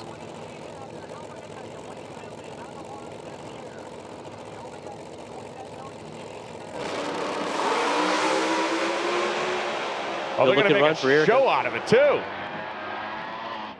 Crown Erica. Erica wins the match race. She wins that one. Neither one, they won. She won the battle, but not the war. The war to just qualify ends up 34th. But one more chance tomorrow morning. Probably going out later in the session tomorrow. It'll be tough, but they're making strides with that car, chipping away at it. Like I said, brand new car from the ground up out of Modern Racing, and taking a little time to get the bugs sorted out and find the tune-up on it. It's almost like with Erica's car at this point, it's like they're sighting in a rifle. You know, they've got the thing close, and now they're just really fine-tuning the car. And with that 360, again, they're what, 5 thousandths or 7 thousandths off of the bump spot. Isaiah Rojas and Aaron Stanfield. Stanfield is the bump spot at 359.8. Rojas 29th at 359.6. And another pro stock driver, Aaron Stanfield, comes up here, whose car is a twin to Erica's that we just saw in many, many ways. And I believe has had the upper hand and outpaced Erica just a bit. 359 with an 8 coming into this session. So just based on what we saw Erica do, I would expect to see Aaron be able to go into the 50s here, maybe something like a 58, and improve his position, as like you said, he currently sits on the bump spot.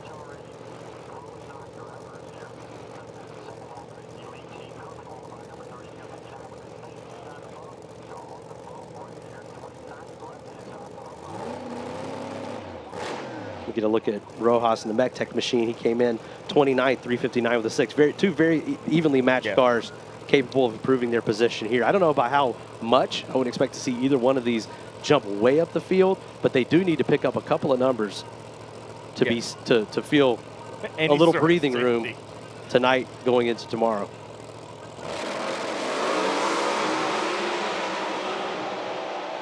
Not going to get it done. 362 with a 0 for Aaron. 360 with a 9. Both of them back up from their earlier performance. Just, so, 934, it's crazy to say, he's not going to get it done on 60 foot. Good speed on the second half of the track, but just not enough. If I had to guess, and again, it's purely just guessing by the trend of what we're seeing in this part of the session, we have teams that knew they would be in an area where the sun would be low. I feel like there's some underestimation going on. They're in the window clearly because they're making full runs, but they could have given it more. Maybe they were a little bit more conservative than they could have been in this. That's moment. The tricky part, because you don't know exactly where you're gonna. Is there still gonna be sun on the track? Yeah. Maybe that would have been the perfect tune-up 15 minutes ago. Bingo. And now, it just wasn't quite enough. Whereas these guys that are further back in the session, clearly they're going to have their night run. They can feel a little bit more confident loading it up. The Weatherford's guys may have a periscope up right now. They're watching from the pit area. they still got the car apart. They're waiting to see the last possible second to make sure that they are set up to run. But yeah, when we look at the last, let's call it the last 4 pair that will be coming here, big names. The Barnett Taylor, the Jackson Kelly, and you get down to Harris and Weatherford, the final 2. We're in the meat of it right now. Yeah, absolutely. Tommy DeApril, this is another one I look to see. 359 with a 0, ran great here at Snowbirds, qualified for the field. Both of these cars, again, the goal maybe isn't to jump all the way to the top, but improve just enough to get that breathing room for tonight. Brandon Snyder, I don't see, is Ricky still over there? Yeah, Ricky Smith steps away from the car. He's walking alongside, lending his expertise this weekend. As you know, he's part of the J&A family. Yes, he is. Sponsored by J&A. Yes, he is. On the NHRA Pro Mod Tour. Brandon Snyder, Cornbread. That's his nickname. Yeah. I think Jim's is Big Stick. If you look, at I saw that. I don't know. There. I don't know the stories behind these names. Yeah, we're just report. We don't make them. We just report them. Yep.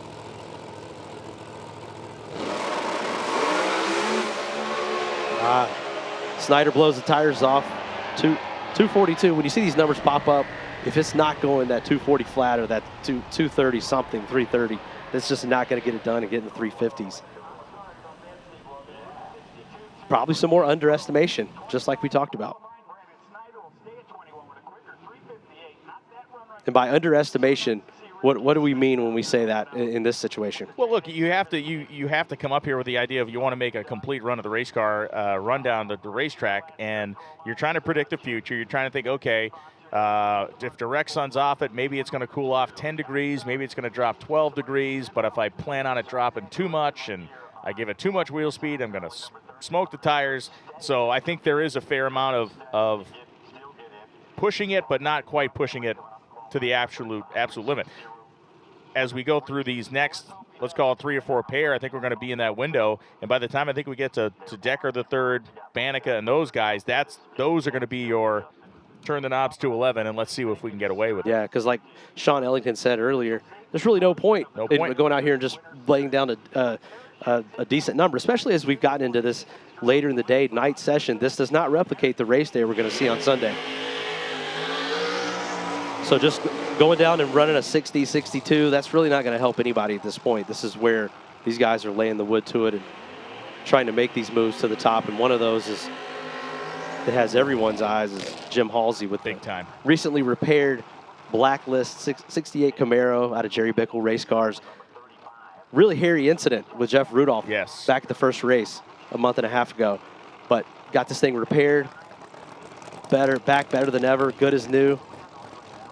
We weren't sure if we were going to see him back at all, like Wes was talking about in the opener. And once that initial sting of crashing your brand new hot rod wears off, you're like, man, I got to get back on that horse. Yeah, and look, the guy owns a drag strip, so he'd be reminded of not doing this every time he rolled through the gate. Not that he doesn't love running Cecil County, because I know he does. Owning the place. He likes riding those tractors as much as anything, I think. And Steding's car has shut off. Yeah, they're having some trouble out of that car. I think Halsey was fired up, and then they ended up shutting down, waiting for Steding to figure out what was going on with his running issues, and now they're creeping up again. Is that Todd Tutterow? Yeah, Todd Tutterow in the passenger door, taking a look. His son Ty holding the door open. Really the brain trust behind this P2 contracting team. If those two guys can't figure out what's going on, really nobody on the grounds can. And he did get it fired, so here we go.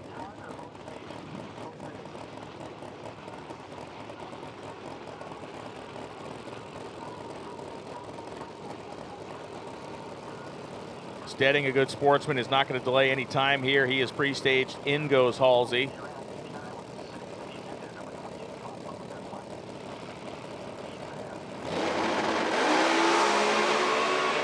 Look at Jim Halsey.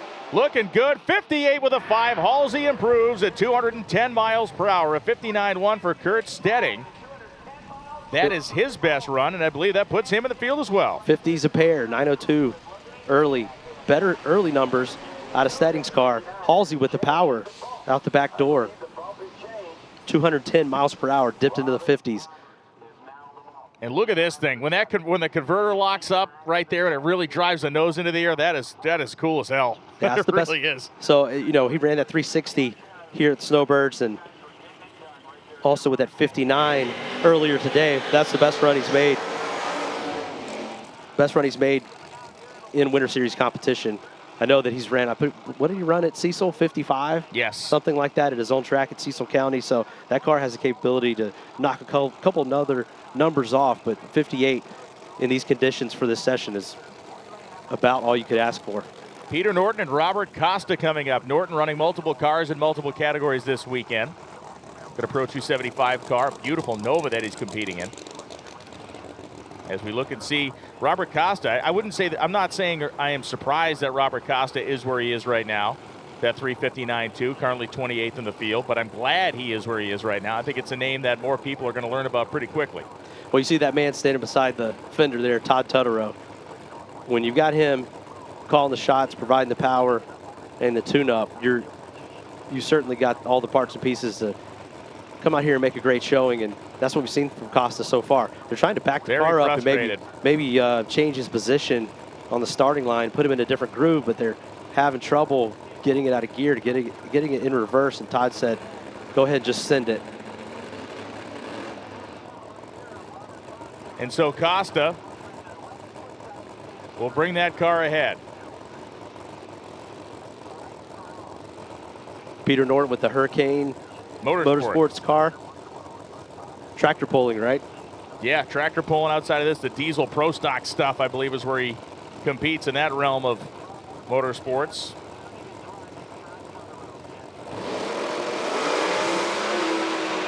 Wheels up for Costa. Look good. Drifts to the left.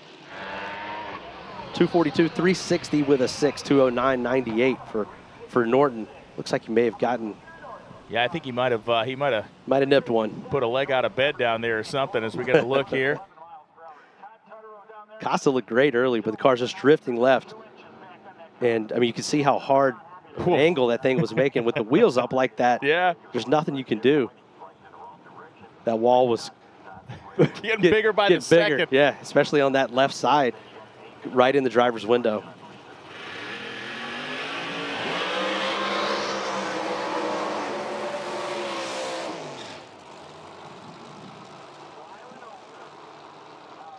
So Brian Holder and Robert Cox. 358.9 gets you 23rd. 359.3 gets you 29th. I mean, that's how just infinitesimally tight this whole field is. Great shot from that modern racing drone, especially in this kind of golden hour light that we're moving into. The sun has officially clipped the top of the tree line. She gone. Get that sun out of here. She gone. Nobody wants to see it till tomorrow. We're good. Two kind of different approaches to the current body style Camaro. You've got Rob Cox over there. We call that the Jerry Bickle style Camaro, a Kirkman body, a little bit of a different shape to it versus the 5-star body on the left side for Brian Holder, which is like the traditional true pro stock body, but just stretched to accommodate the wheelbase of the Pro Mod versus pro stock. Rob Cox has shown us plenty so far this weekend. Some good grit, some good performances out of this car. Opened his weekend up with a 62, backed it up with a 59.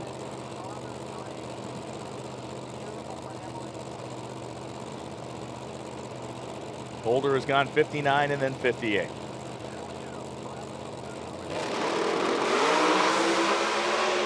And he may go quicker than that now. 9:19 early though, 59.2. I'll take consistency on that level. Yeah, absolutely. Second time he's run exactly 59.2. He went a 58 with a 9. So 58.9, 59.2, 59.2. He was a threat. Yes. At Snowbirds. And he came off that big win at Streetcar Super Nationals in Vegas at the end of last year before he came to Snowbirds in December. So a lot of momentum with this guy right now. And so down the racetrack, Brian Holder. As you saw Cox's car break traction early, he fell off the pace, took a swing at it this afternoon, as one would expect everybody would try to do. Just wasn't able to complete the trip. City Frigo, Mike Decker III, as we are now in pair 28 of 35.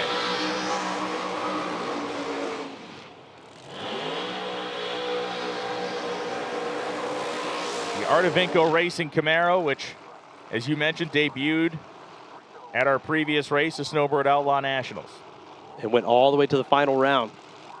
And just not quite enough to take out Jason Harris, who really just shut the door of, like, I think it was 017 on the line, off the tree, just driving the wheels off that thing and left no margin for error for Sydney, but matched him in ET, was right behind him in ET. I think out mile per hour him as well. So lots of power.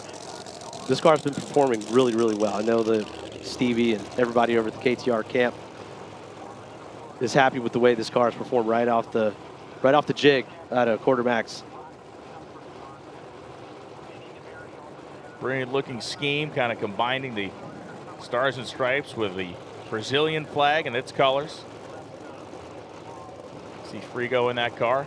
Not a small guy. No, not at all. Which, you know, that's if he's driving a nitrous car or something where you need every pound, that becomes an issue. But with the weight that these cars have to run at, over 2,600 pounds, depending on combination. You don't have to be a horse jockey. Yeah, so he just runs less ballast. Like a lot of these cars, we saw a shot earlier where Eric Handras opens the door. You see a lot of weight pucks bolted in the passenger door. You probably see less of those in Sidney Frigo's car because he's just a big guy. Got Jeff Pierce, part of the brain trust at KTR. Jeffrey Barker.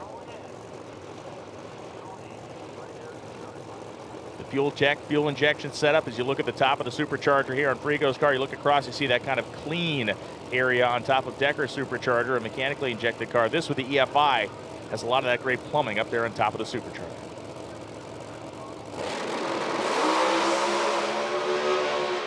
Wow, Decker moved outside to the left. Frigo's car drove him outside to the right.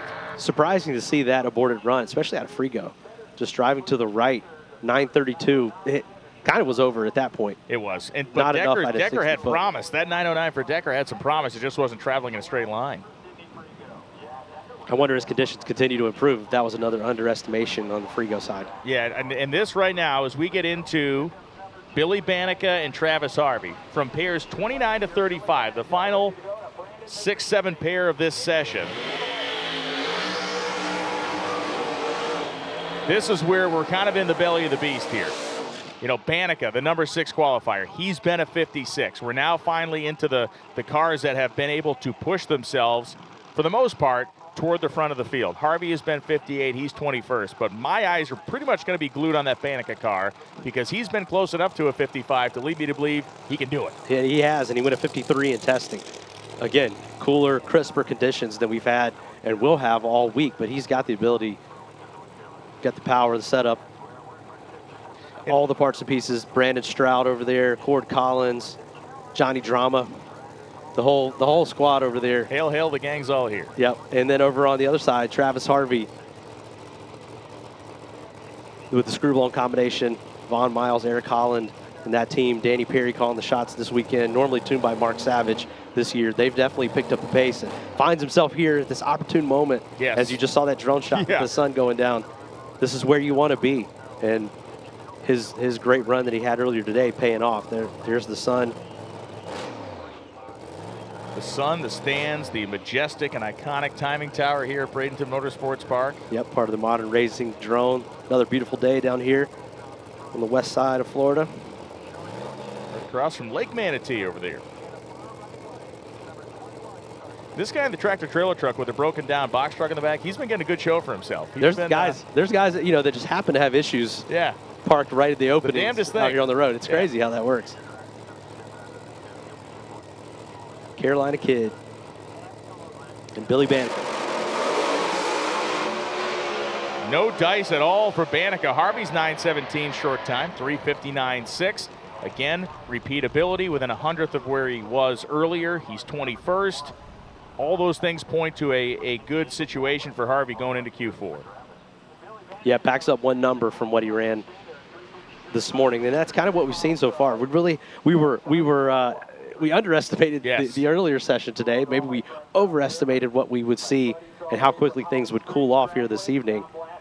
Because we just have not seen what we expected performance-wise. We're getting really into the nitty-gritty here. We got 5-6 pairs left. These are all going to be heavy hitters. We'll see if these guys can show us what we've expected to see out of this session. As far as if it's just not there, it's just not there. Yeah, no, and as far as Banica's run go, his extended family in Mississippi might have felt that tire shake. Oh, that translated across state lines. That was nasty. Here comes Melanie Salemi, left-hand side, and Jay Cox. Two racers well acclimated with each other, well in different classes of PDR drag racing for many years, but two stars of the PDRA over the course of their careers. Melanie Salemi continues to be. The Butner Construction Hayes, Hart's Charger, M&M Transmission, Camaro of Jay Cox on the right side. Melanie, the Al Lee Installations Pontiac on the left. Two real veterans of Pro Mod drag racing that probably didn't see a lot of each other early on, but have seen a lot of each other in PDRA Pro Boost competition over the last handful of years since Jay made that switch from nitrous oxide to initially turbo, now to a hard charge combination. You know, Melanie gave a great interview after the first qualifying session where she's, you know, they didn't do what they wanted to do on the first session, a 4:36, but it set them to the early part of the morning, and they capitalized with that 58. Yeah, compared to her teammate Steve King, yes, another Salemi tuned car, had to go out way early. I mean, that session earlier today, not only trying to get a good run, just, you know, by itself, yes, but put yourself in position for tonight. It's huge. So a much greater opportunity for Melanie than what we saw for Steve King earlier today.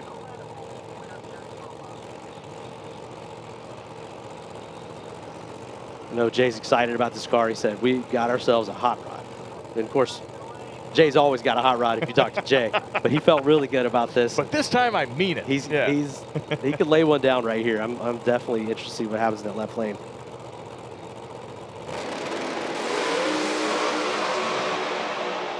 Man, good side-by-side. 3:59.7 for Melanie Salemi. Not as good as she ran earlier. Cox was 9:12 early, but couldn't finish the trip. Yeah, I don't know what happened there right after 3:30, 2:41.0. I mean, I think he was under power to that point. I was watching Melanie at that point, but I don't know. Car just went silent. And so Melanie will make the turnoff at the top end, maintaining her qualifying position in the low 20s as Lyle Barnett and Jimmy Taylor get ready to come up. And Jimmy, this is, if we're talking, we'll get one more look. Let's look at this run. Yes, watch Jay. He was hanging right with Melanie. Didn't really see a lot going on there, and a little wisp, and he was out of it. Yeah. So what we're getting here with Jimmy Taylor, this is the first course of a 3-course meal that comes at the end of this session, right? And this is Jimmy's opportunity, maybe the best and only opportunity he will have to improve on a #1 position, to try to put it out of reach of Jason Harris. And we know it's close, and we know it's right on the table for Weatherford as well. Yeah, that's a great point, a great way to put it. This really is his last opportunity because he's going to go out later in the session, more than likely, tomorrow. So this is the opportunity here for him.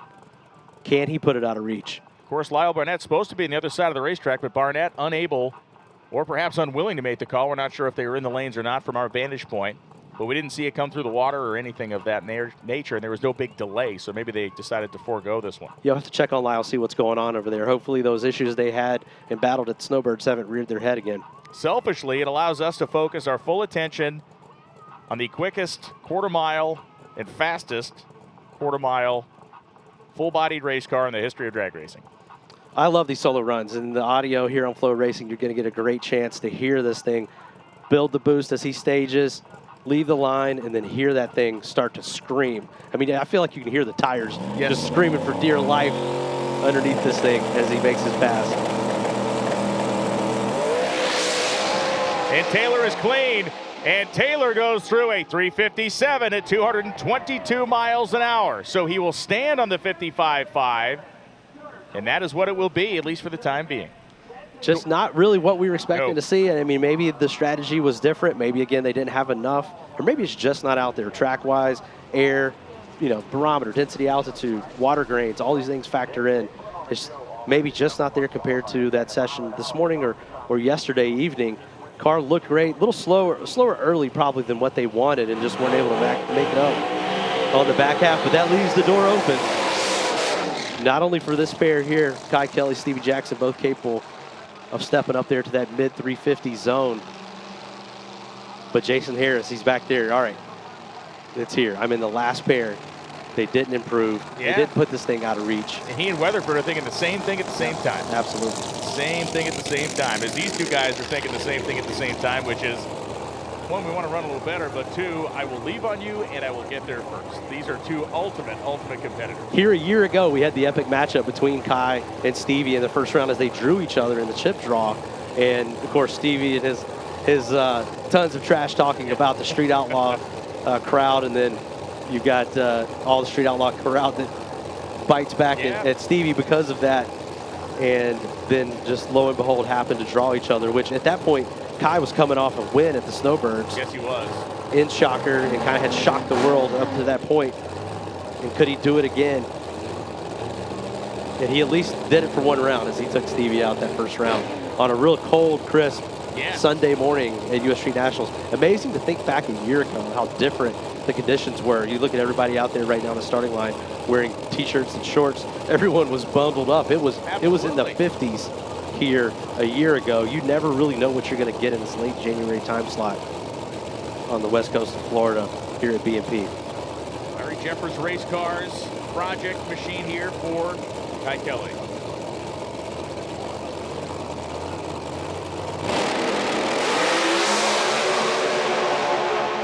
Both looking good. Jackson a little quicker down low. 56 with a 4 for Stevie Fast Jackson. Moving into the number 6 position. Look at the reaction times, 12 and 15 as Kelly goes to 3:58.3. But how about Stevie Fast Jackson finding the number 6 spot, 9 thousandths behind the leader? Stevie came into this session number 7 with a 3:56 with a 9 and improves his position with that, just jumping up those couple of thousandths. He had slipped down the ladder, put himself right back up in that 6th spot. Clean as a whistle, both sides too, and just so nice. And again, the competitive intensity there to see guys being 12 and 15 against each other. These things do not happen by accident. No, I mean, we didn't hear a lot of hubbub back there, but neither one of those guys wants to be a slouch on the tree against each other. Greg Blevins, Derek Menhold. Beautiful look down. Motor Racing drone, a wide shot. As you can see, the Corvette of Menhold left side, and here comes Blevins rolling to a stop right next to him at about 300 feet.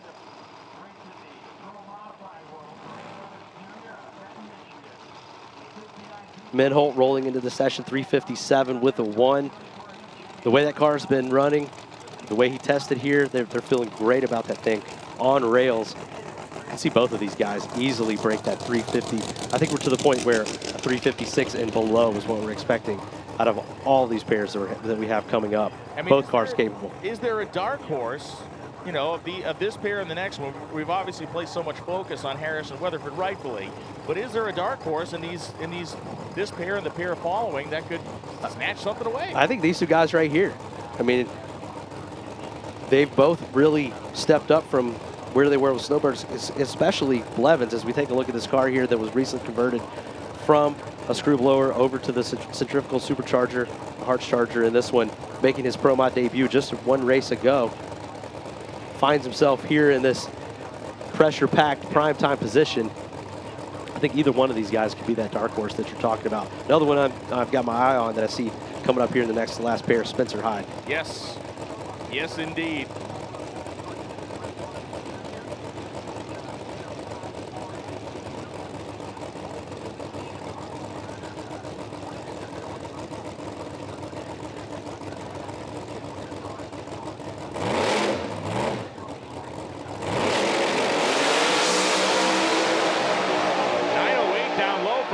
He goes 356, 8 at 211 miles an hour. Very nice run there. You called your shot. You said, you expect a 356 out of somebody? Well, you just got it. Yeah, that car's been performing so well recently that that's exactly what we would expect to see. Came in 10th, moves himself up. Just these small incremental, that's how tight things are getting at the top of this field. Just moving up a couple of thousandths from what he ran earlier today. He actually already slipped back down, is able to kind of come out of this session unscathed and put it and keep in that number 8 spot. And let's talk about Blevins. Another nice repeatable run, 58 across the 57 across the stripe for him. You know, as we get hyper-focused on the 55, 56, let's not forget, 57s are going to take you plenty of places here this weekend, too. No doubt about it. And really, we start talking about qualifying up here toward the top. It's really all about being number 1. And if you can't be number 1, you just need to be in the field. That's because it. if we're going to go do this chip draw after the final round of qualifying tomorrow before eliminations, it's just going to shuffle this whole field. Yes. And all you need to do is be in, even at number 32. That's been proven by this guy in the right lane in the orange Scott Tidwell Camaro, Spencer Hyde, who took that number 32 spot all the way to a Cinderella to win. The promised land. Hole shot after hole shot after hole shot in 2023 as he snagged the World Series of Pro Mod win and sort of catapulted his career all the way to the Nitro Funny Car ranks in NHRA. Eric Gustafson talked about the fact this car had a broken ring gear, which they got replaced, a 5:14 ratio ring gear that they put in the back of this car. We're talking about a 5:14 ratio in the back of one of these things, 5-speed transmission. Right. Yeah, great that they were able to locate that. Coast Packing Company, BTP Racing, Pro Charger, Lions Custom Motorsports, Liberty Gears, VP, Hoosier, Alltech, Stofeld Performance for Eric Gustafson. Fiance of Spencer Hyde, Courtney Ender, steps to the back of the race car.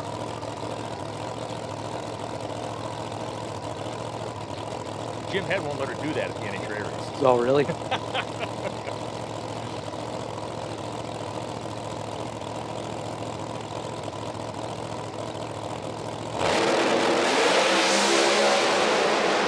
Looking very good for Gustafson. He goes across a 55.8 for Eric Gustafson.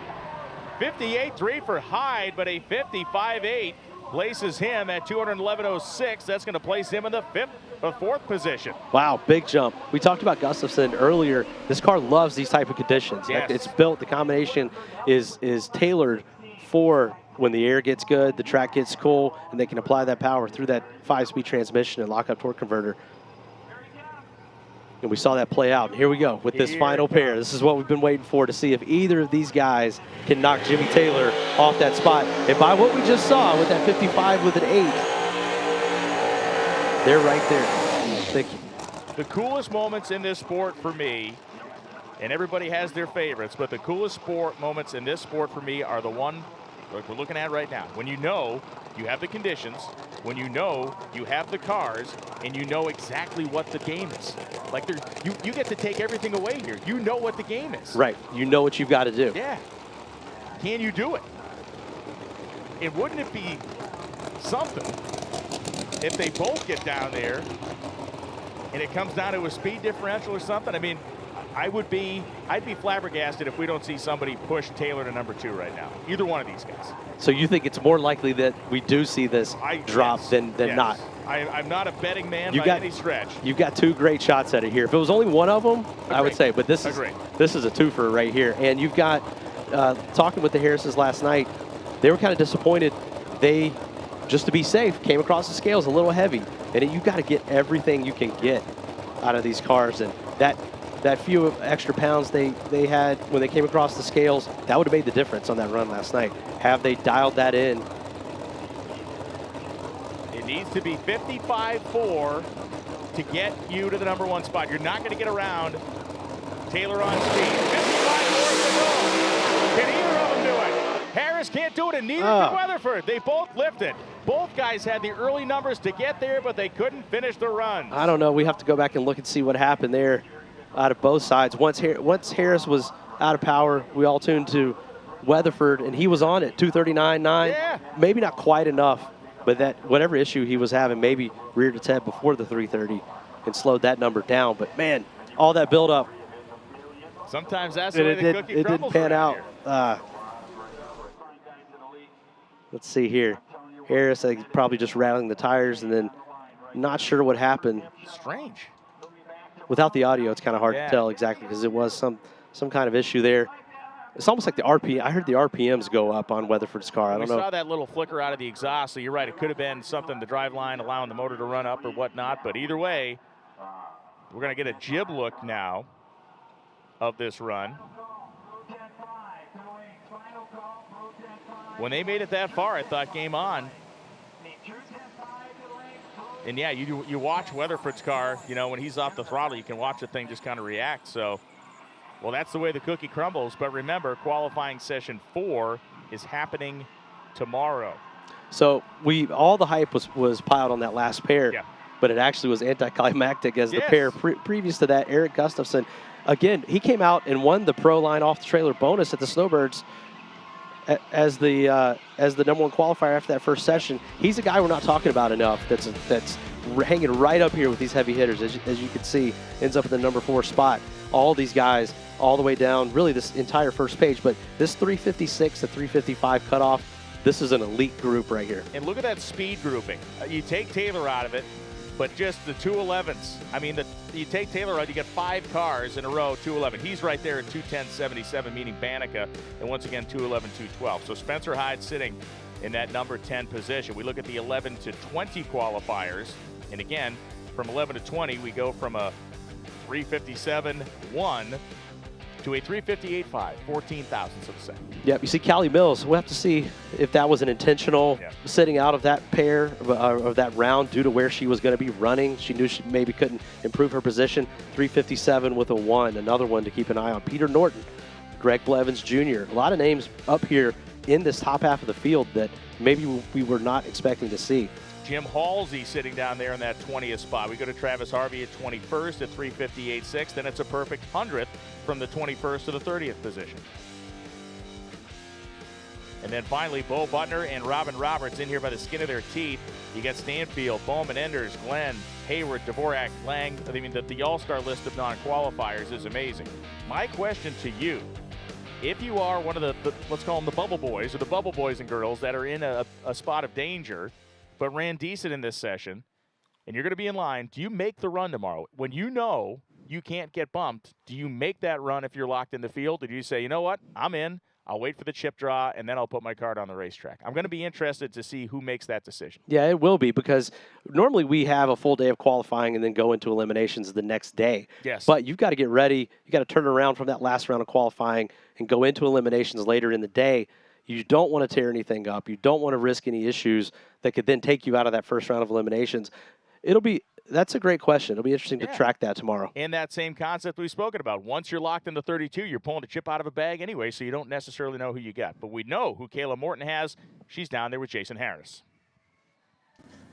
Jason Harris here, not in the best of moods, but we still have the race. You still are in the running to win the whole $1 million, so that's something to celebrate. You had a stellar 60-foot 901. I know you were on a lick. I thought maybe you could do it, and quite honestly, that was probably your best and only chance to take the #1 spot from Jimmy Taylor. Yeah, I mean, definitely. It had it hiked up. It was going. It was going to be at least a low 55, maybe a high 54, but something just let go about half track. We'll just have to go back. Can't have any mechanical failure, but just what it is. Race cars are race cars. They got a mind of their own. But, you know, we got a morning session tomorrow. It just depends on where I go out at in the morning session. If you're early, good, but weather's changing here. It's 80 degrees now, so you know, I got to thank everybody stuck with me. Hart's Chargers, TKM, Hoosier Race Tires, LAT Oils has been with me from the start, Southern Diamond Company, all these guys that stuck with me. And, you know, we're not out of it, but it just seems like maybe, you know, it got knocked in half a little bit there. I felt like that was our only chance, but it is what it is. We'll take it. I'll go after the $1 million now. Yeah, we'll take a second event win. Yeah. Way to have a glass half full. I can buy a lot of cars for $1 million. Accurate thoughts. You know, I don't necessarily agree 100% with Kayla's assessment, only because he's going to be in the front part of that session now. That's true. That is absolutely true, and kind of one of the hidden things about not making that pass that's going to favor him. So we'll see if they go for it. Like I said, it's all or nothing. Either you're that #1 qualifier, and no one has more riding on that than Jason. Than him. Right? I mean, because if he does not snag that away from Jimmy Taylor, the Jerry Bickle Clean Sweep Challenge is over. And like you said, the welders can breathe a sigh of relief over there in Moscow Mills, Missouri. But we can't thank Rick Horde and Jerry Bickle and the whole team over there for stepping up with that awesome program. A session that delivered us a wide gamut of results, as they all do, and sets us up for an exceptionally exciting qualifying session 4 here on Saturday. You can see we have our Pro 10.5 and True 10.5 categories to run to complete this evening of qualifying. We're not going anywhere here on Flow. If you're watching, we're going to take you through the rest of the evening. However, I'm going to go to the other room, work over there with Al Tucci and Steve Logan, and Mike Carpenter is going to go conduct the business of Drag Illustrated and the Drag Illustrated Winter Series presented by J&A Service. Yep, we're going to see what's going on, talk to some of these guys, get a feel for some of these questions we had on some of these pairings and some of the stuff that we saw, like Cali Mills not making that run, some things, and just get an assessment of what everyone's feeling like going into Pro Mod. The final qualifying session tomorrow, and then chip draw, and then right into eliminations. And a reminder, we sure want you to stick around, and I hope you do stick around for the rest of our evening here at Bradenton Motorsports Park. But if you are wondering, when will Pro Mods be on the racetrack tomorrow? They'll be on with your cup of Saturday coffee and breakfast. We're going to come out the gate tomorrow morning at 9 a.m. with Pro Mod cars. So if your intention is to watch Pro Mod all weekend long, you best be tuned in at 9 a.m. tomorrow. If you've been watching on Prime all day long, we certainly appreciate that, and I do believe we will stay on Prime through the conclusion of the evening. But tomorrow you're going to need to jump on and get involved with FloRacing, an incredible array of racing and content available, and we're going to bring you all that action for the rest of the weekend and the Winter Series and beyond here on Flow. Mike, thanks a lot. It's always fun hanging out. Thanks, man. Always a joy being up here with you. I'm going to go lower myself to hang out with Al Tucci and Steve Logan now. I've been with a classy guy all afternoon. Now I have to find myself to the other side of the room. Slumming it. Let's throw it over to those guys. Formulated to win, proven by me. Formulated to win, proven by me. Proven by me. Formulated to win, proven by me. Proven by me. Proven by me. Proven by me. Proven by me. Formulated to win, proven by me.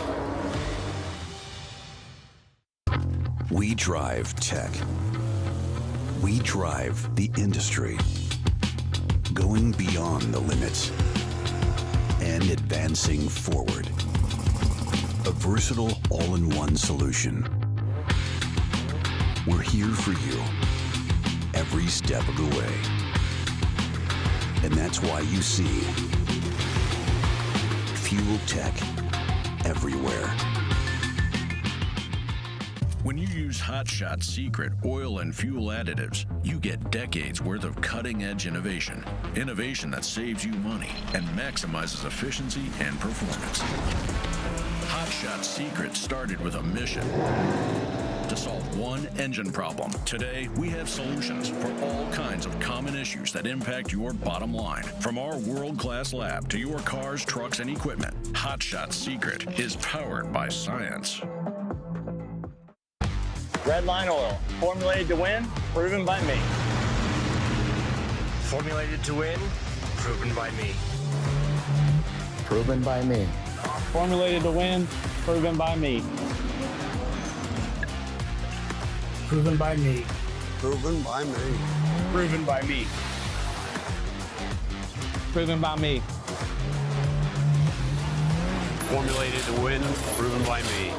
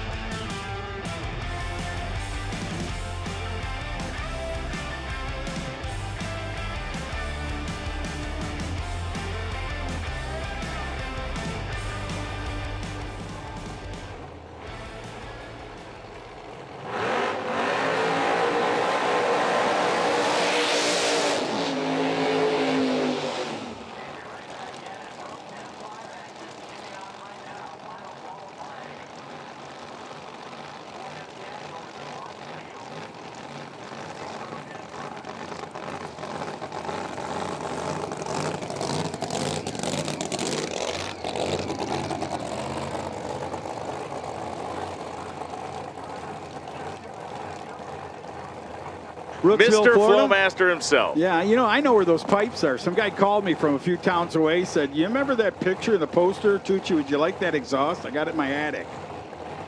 I'm like, really? You bring me a case of beer. I never did it, but I didn't know what I'd do. Wasn't it like on display somewhere and the guy managed to hork it off the display somehow or something? Yes, that's exactly how it happened. But I was like, well, that's cool. Thanks for the offer.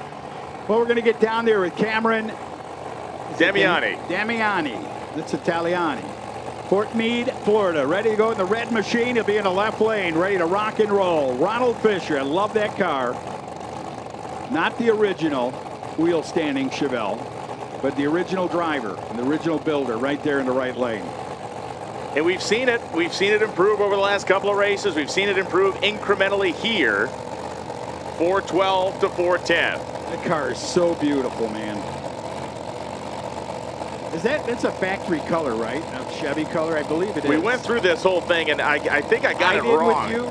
They made a video about it. I did not see it, but apparently it is a factory shade or something. Either way, both cars are gone, and Ron Fischer goes 406, 184. How about it? Finds 4 on the tick of the talk down there at 184 miles per hour, 416 for Cameron, 186. And in no way, shape, or form did I bring that up. Like I know. I know. It was funny because that was a point of discussion we had at the last race. But a really nice lick for those guys, and I like the fact that it's just taking these steps forward, getting the more organized, getting a nice kind of routine down to the starting line. Doing things, the small things right, has proven to be a big deal for Ron Fischer and his team, and they're now a very low 4-second car. You're absolutely right about doing things right, because a lot of guys that don't go every weekend and don't go to a lot of events, you know, sometimes the rust takes there. If you get the right people with you, it's like a can of WD-40, my friend. Yeah, and it's just having that. It is. It's having that at the starting line, having the organization, the wherewithal, the communication. And Chris Mattingly comes up here. That thing gorgeous. That thing's pretty, man. Elizabethtown, Kentucky, right there where you just start to get into the mountains. Mattingly has run a 406, just like we saw Ron Fischer run. He's currently qualified 9th.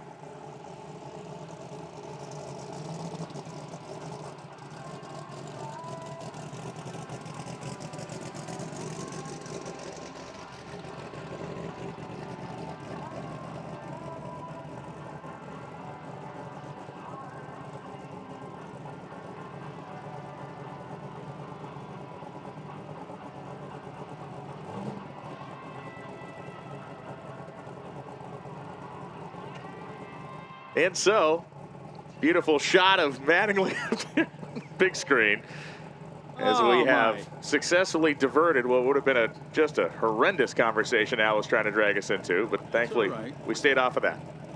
We ain't going to dry the swamp up right there. Here we go. Watch this. That's a great shot on the big screen. Look at that. Last call on concessions. Last call on concessions on the west side.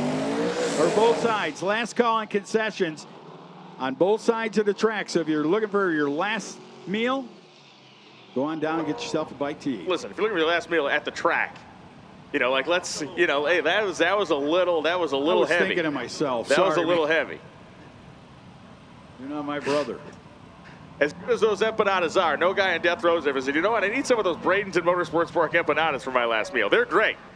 I'm not taking anything off the top, but if you want food, final call for concessions.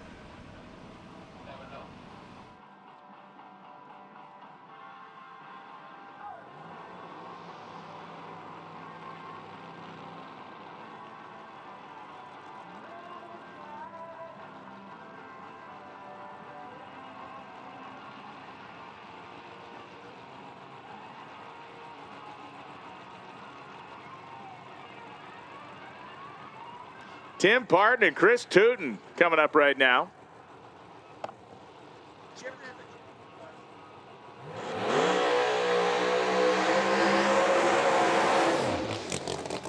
So Tim Parton out of Sydney, Michigan.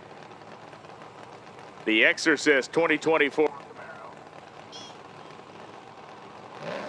It appears he's got a mind of its own just by the taillights.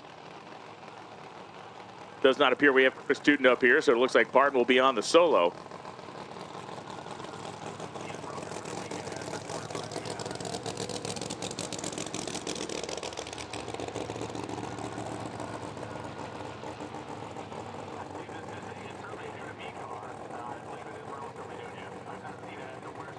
in the last couple of seasons, I can tell you that. Yeah, this car, absolutely. I mean, I'm yes. going, I'm yeah, being honest the with Tim car. Parton, Sydney, Michigan car, yes. Yeah.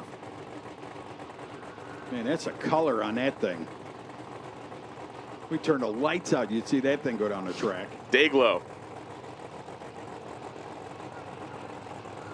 Well constructed, though. Looking on the big screen at all the molding and all the neat things on that thing. Yeah, that front fascia looks very factory.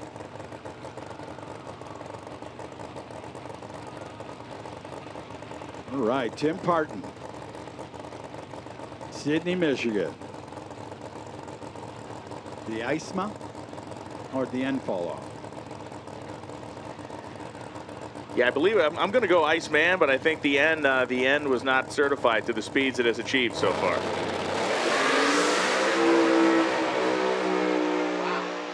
.392, 792 miles an hour. That's a significant 400s pickup there for Tim Parton.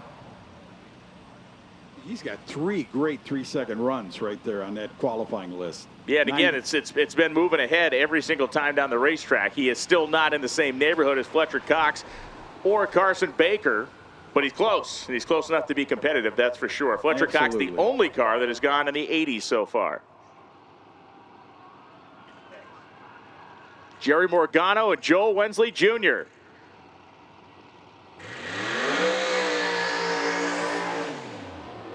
Wensley Sr. was one of the many who experienced some pretty stout tire shake on his Pro Mod qualifying pass. He'll have one more of those to take care of tomorrow. And he's back there putting new valve springs in. Man, that burnout was a pretty high screamer. You ain't kidding, man. That guy always seems to punish. He goes, hey, I paid for it. I'll whip it up. Joe Wensley Jr., his son, right here.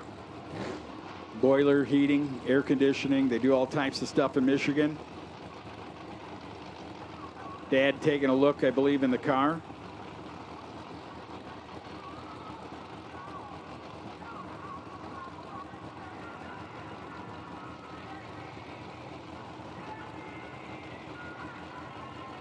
So Barnhill looks down over the roof line of the car, going to make any final alignment adjustments here via the radio.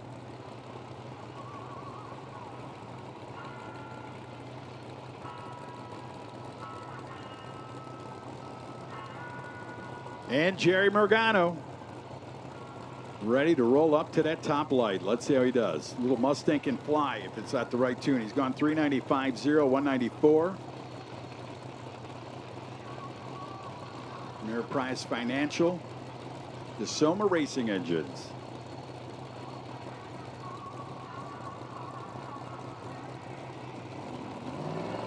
And they are about ready. Here we go.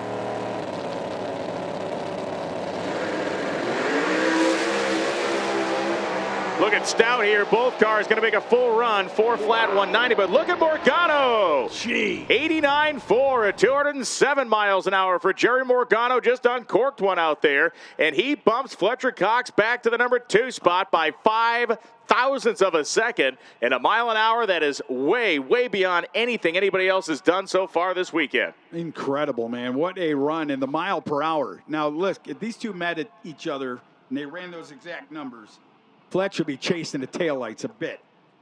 Speed-wise, that 207's big, as Fletcher's car has been 190. We watch this again, and you can see Wensley's car starts to skate about the 330, but, man, Morgano just motors away from him as John Corinci and Nick Agostino come up as we're going a couple of north-of-the-border battlers here. Got to be nice, man. And Corenci's really come a long way since he's moved over to Stevenson, right? Is he still with that team? The blue Chevrolet Corvette. Got to like the car in the right lane, though, man. It's been through a lot, and it always comes back looking pretty, don't it? Nick Agostino's car in the burnout down there in the right side. Ontario, Canada. Got all the boys down there with him. And here comes John Corinci. Look at that burnout, laying down the law for Corinci.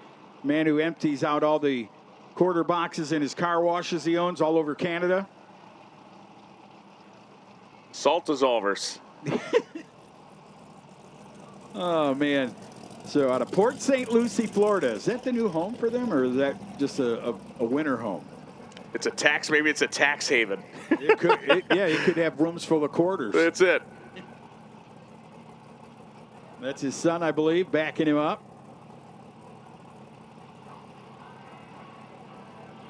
God, I remember that kid when he was just a little kid, man. Hanging out there. John Coriny. Got a couple of boys that I know of.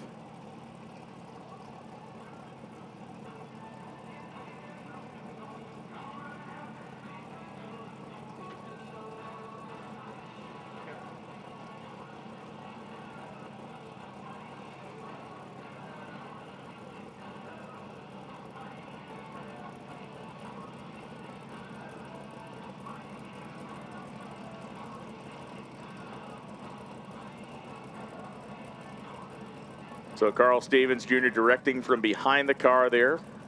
They get it lined up. Agostino's been waiting for John to arrive, and he's going to do that right now.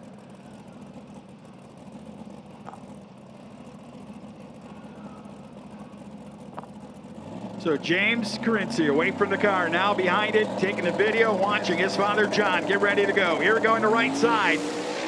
There goes Agostino rolling out, and he is going to go 390 at 201 miles an hour. And Coriny sits on it for 6 seconds and then busts the tires loose. Goes 429, 189. Man, I'm going to tell you what, Coriny had, I don't know what the law was in between that deal, but he was off the throttle and then back after it. Fast run there, 390 with a 1:2:01 for Nick Agostino, who will stay number 3 in qualifying. Coriny at number 6.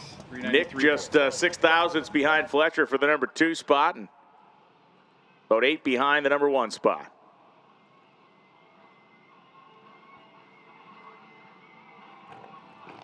And that big rumbling, banging, popping sound is Fletcher Cox firing up 977 cubic inches of Jacksboro, Texas-based 1969 Camaro. Carson Baker out of Fayetteville, North Carolina. The Expel sponsored Polaris Off-Road Camaro.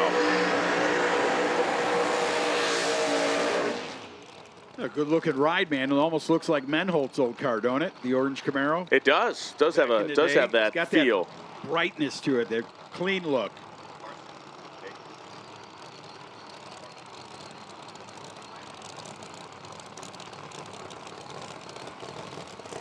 So Carson Baker, Ryan Martin go back. They have a business partnership. Fletcher Cox, he has had some business partnerships. Most of them have involved him taking a 300-plus pound frame and driving other people into the earth with it. He's had some real hard-hitting partnerships over the course of time. And you know the cool thing is when the cameraman of the NFL gets a highlight, you see the eyes of the guy that he's going after. Yeah, that is a building chasing you. You still see the Tweety birds floating around the guy's head as he's laying on the ground. That is absolutely what Fletcher Cox has inflicted on so many in the football field, and he started to really show his acumen in the driver's seat this year. Very successful season in PDRA drag racing. The VP Racing, Menser Motorsports, Diamond Pistons, MacFab Beadlocks, Straight Line Media, Shady Trail Rants, 69 Camaro. A pretty cool story for you to bring up. All those famous, like Nance, Clot Cox, all the famous guys who got into sure. Jack Clark, the baseball cool? player, the power hitter, the Tommy Top Fuel Ammons. owner. Dan Pastorini, the NFL quarterback. Top Fuel, right? Top Fuel racer, yeah. Yeah, that would be cool. Just right to see, down the line. That Eric Bell is a super stock racer. Threw a no-hitter back in the day. You can go right down the line. One sport leads to another, right? Here we go, Fletch. Look at the flames from Fletcher. The thing wiggled. He had to lift. And Baker goes 388.4 at 195 miles an hour. Wow, what a run. 195, 388.4. Look at that. Carson Baker, your new number 1 qualifier. 100th of a second, right? He got him 88, 89.4. Just got around him. He leads the field. So Baker, the number 1 qualifier on that final hit, and Fletcher Cox's car was moving out. You saw those beautiful blue and white flames, and you saw the front end come up. Unfortunately, it made a little wiggle with the nose up in the air. It was headed to the middle. He lifted, but it looked all the world to me that Fletcher Cox had enough horse that he was going to outrun potentially every other car on the property. But it was Baker who actually did the job. He's the number 1 qualifier going into round 1. Man, I wish they would have left the incrementals up there so you could have told the whole story. Look at this. If he would have just had one more, it'd have been over. Final class of the night. True 10-5. Now here's the deal on True 10-5. You note that the clocks are off, and they will be off until round 1. They are qualifying on ET. ET is not being shown on the boards, but when they pull up for round 1 tomorrow morning, those clocks will be on. There's been a lot of chatter. There's been a lot of elapsed times shared via social media. No one's telling you can't do that. We have seen runs in the low 390 bracket out of these cars, 93, then 91. People may have gone quicker. Those are the ones we know that have been shared.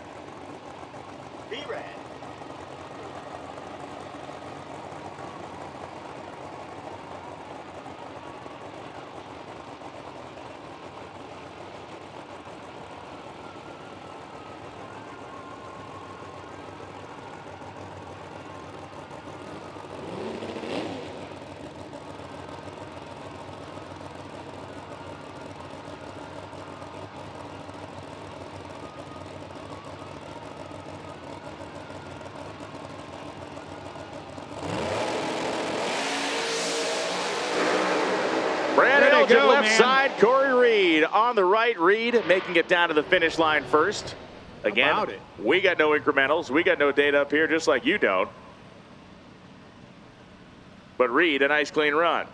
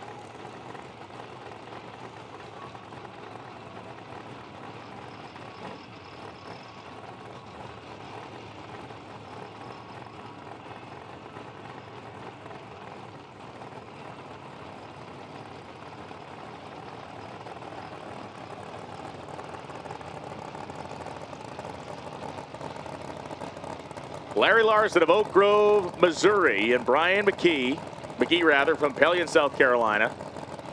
Larson had an interview with Kayla Morton earlier on today, was talking about multiple power adders being allowed in this category. Not a fan of it, but this is effectively the only category on the grounds where you can run multiple power adders. You want to add nitrous to your blower combination because blowers do in fact love nitrous? You can do it. Man, nice flames over there as Larson and Brian McGee side by side, door to door to the finish line stripe. Man, you got to see the guts of a Fulton motor right there. I'm telling you what, I was looking at that thing going, look at that thing. It was just coming to life out of the zooms. Awesome deal. Brandon Sandlin and James Daniels coming up next. Barnesville, Georgia for Daniels, the 1967 Mustang, and Sandlin from Mays, Kansas, the Sandlin Iron and Metal Auto Salvage Schneider Motorsports machine.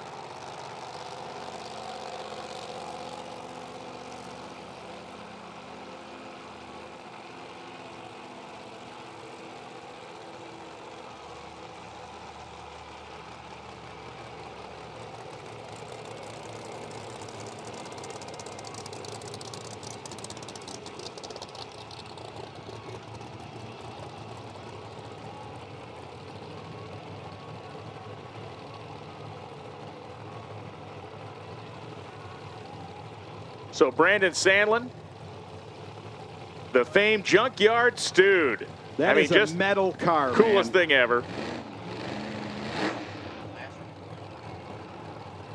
Did shoot the door off at last race.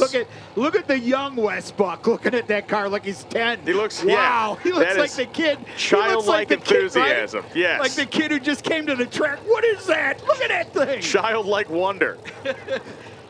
As Daniels and Sandlin pull up. That is a cool car, man. I got to tell you.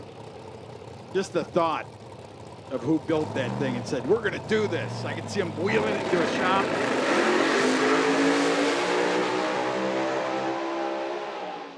Man, you heard Sandlin's car. That thing was spinning the tire all the way through. Whenever you hear a motor like that sound like an ocean wave, that thing was chewing hard all the way to the finish line. Unreal. So Ryan Hendrickson will come up now out of Westville, Tennessee, the 84 S10. He'll be here in the Tower side. And Kyle Canyon, Weatherford, Texas, 68 Chevrolet Camaro. If you lost a wireless microphone, you need to come up to the timing tower and tell us what brand of wireless microphone it is that you lost, and you can have it back. If you have lost a wireless microphone, tell us which kind it is, and we'll be kind enough to give it back to you.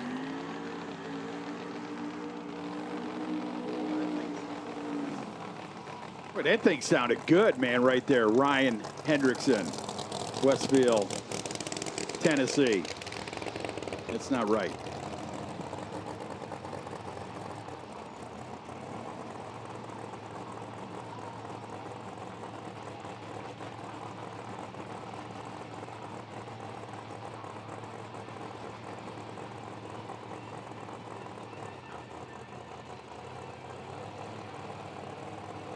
So the Mustang of Hendrickson and the Camaro of Canyon. Patrick Miller working with that team down there, walking around the race car.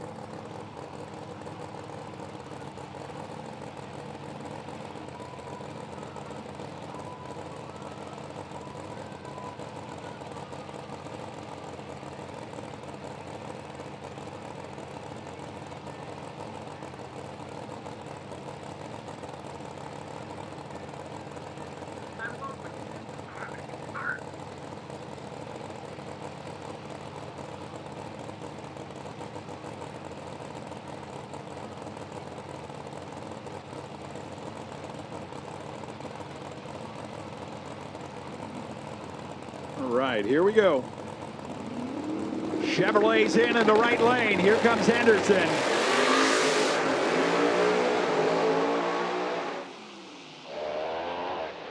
You know, Canyon's car, you could hear it kind of on off the power. Meanwhile, Henderson's car was like silent but deadly. It was just kind of shot off into the night there. We were roaring around up at the top end.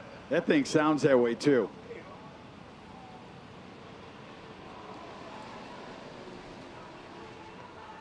Andy Willoughby, or Willoughby, I should say, from Odessa, Texas, and Matt Jones from Clyde, Michigan. The 1991 GMC quarter-ton truck. And Willoughby out of Odessa, going to roll up here, triple off for him side.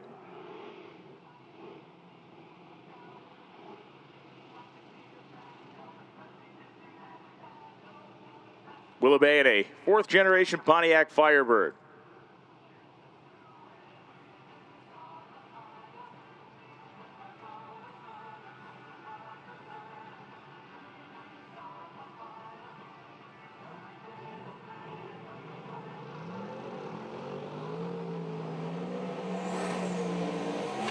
Well, the burnout's coming up there, Willoughby. And Matt Jones over there in that little, look at that thing, man. Slung down low on the back end, little 91 GMC.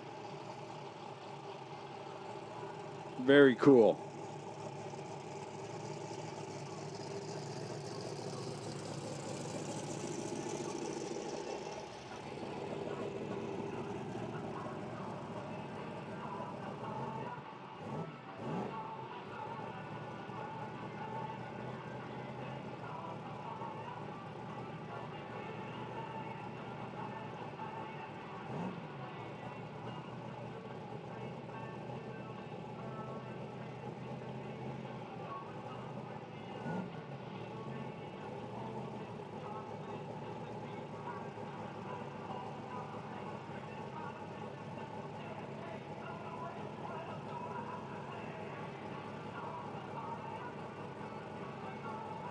So Matt Jones and Andy Willoughby.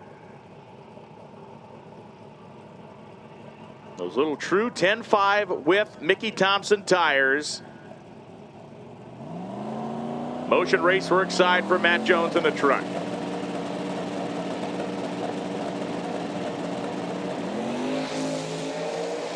Matt Jones's truck works. I mean, that thing, smooth as glass, too. Set down, planted the tire. Chef's kiss. Willoughby was the quicker of the two of them, but they both worked very well on that lick. Man, that was awesome. Matt Jones, you got yourself a deal there. That thing laid down like he had cement in the back. You know, that thing laid down like he had a pallet of concrete by the tailgate. Awesome deal. What do we got coming up next? More true 10.5? How about Lance Kanicki out of Casper, Wyoming, the 1967 Nova. That's a treat to watch. Scott Taylor, the right trailers by Scott, 69 Camaro. Tell you what, Lance Kanicki, that's the one that hung the wheels every now and then and carries them for 300 feet. Oh, yeah. Yeah, that car's amazing to watch.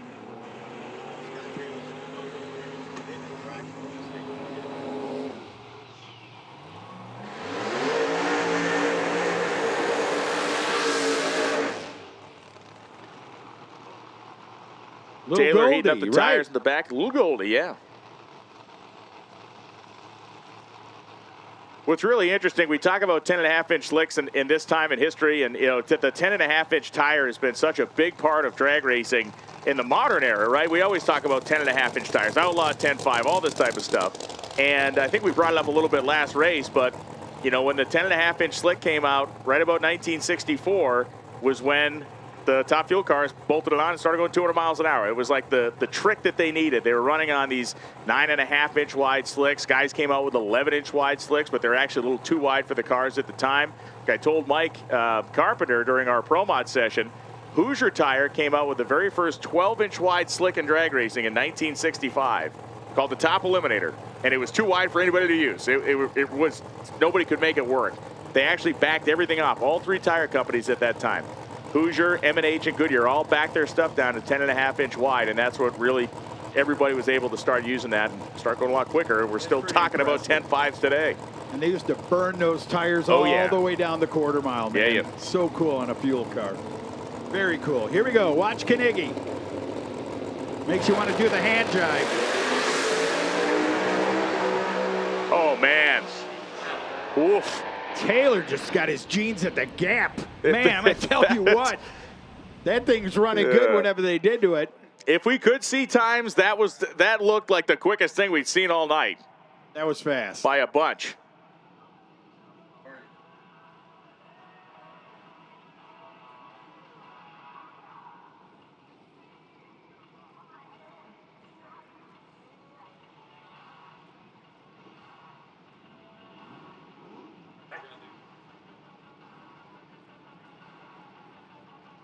Pro 10.5 racers, your chip draw is coming at the VIP tent behind the timing tower. Pro 10.5 racers, your chip draw is happening in 5 minutes behind the timing tower. Get over there, send a representative or yourself. If you're running in Pro 10.5, your chip draw in 5 minutes behind the timing tower. Joe Rabiola and Jason Terrell coming up now, as we are depleting our staging lanes pretty quickly back there. Rabiola from St. Charles, Illinois. Terrell from Hebron, Kentucky.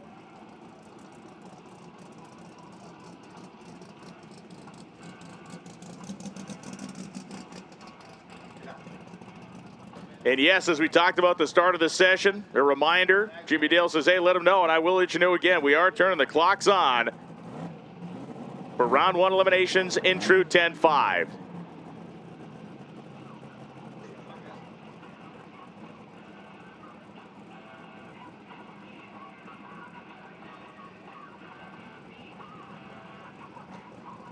So Rabiola and the Mustang getting things locked down here, both drivers. Here we go. In. Oh, man. One got it to hook up there. Jason Terrell did down there. Rabiola was pedaling that thing like doing a hokey pokey. Right foot was in and the right foot was out. Well, the kid's got a lot of experience on the glued tracks, believe me, from back up north. But here comes a guy who just set some numbers, I heard or read somewhere. Yeah, Bill Lutz has been the guy that has been at least the most open about what the car has been running. And we're going to see what everybody runs in round 1 eliminations with the scoreboards on. But Bill Lutz posted a 393 time slip. And then Bill Lutz posted a 391 time slip. And we don't know if anybody's ever gone quicker than that, but we do know right now anyway, as far as the greater world knows, 391 is the absolute record on a true 10.5 width tire in a full-size car. Incredible.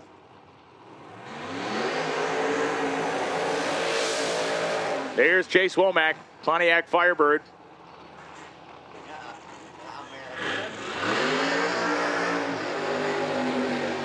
And Bill Lutz out of Stoutsville, Ohio.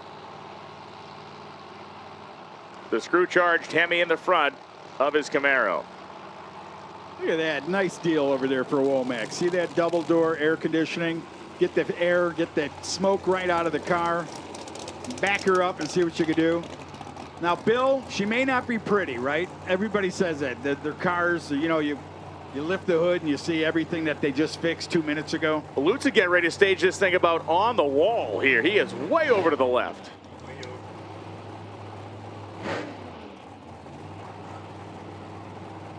And for Chase Womack, they're making their final preparations. What's he want, fresh glue? Is that the move? I'm interested. We've not seen anybody stage a car here, this far over the entire day. I don't care what class you're in. Nobody's had one this far out in this lane. And it doesn't look like it's been going all that bad for anybody that had stuff down the middle this session.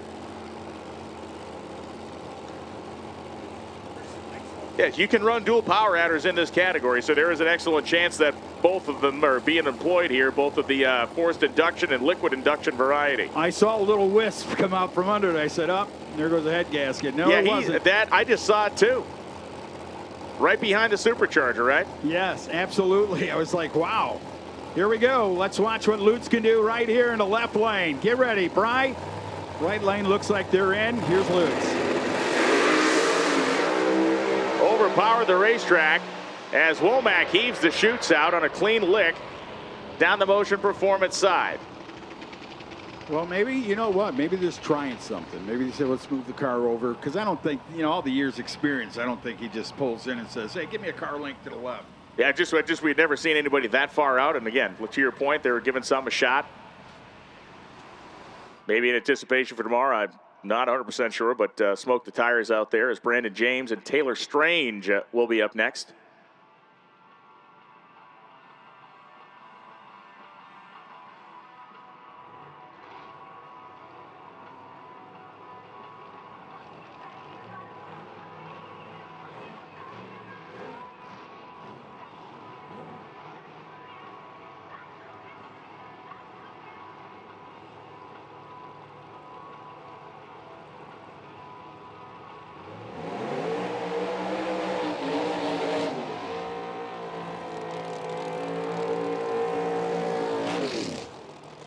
So Brandon James and Taylor Strange, the 89 Beretta, a car that struggled to make full passes last race. We saw, Steve and I saw this car make a nice clean run yesterday during their qualifying session. Yeah.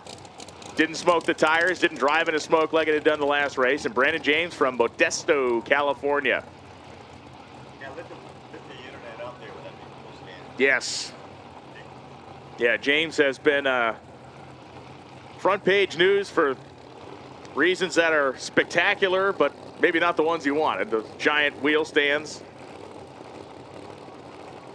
Little mild case of concrete poisoning, bringing on the new nose. Final call, Pro 10.5 chip draw. Final call, Pro 10.5 chip draw. Behind the tower. How about it? Let's get a shot of this little thing. Look at him, almost blew the tent over out of the sky when he hit the throttle, man. That thing swelled up like a pregnant elephant. Ready to go, Brandon James right here in the left lane. Get ready. Taylor Strange.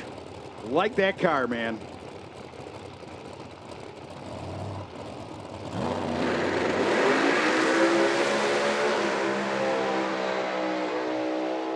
Nice piece of driving by Strange. That car was anything but hooked up. It was moving around, didn't overdrive it, and was on the throttle to the stripe. That was cool. And throwing good flames. The Taylor Strange deal?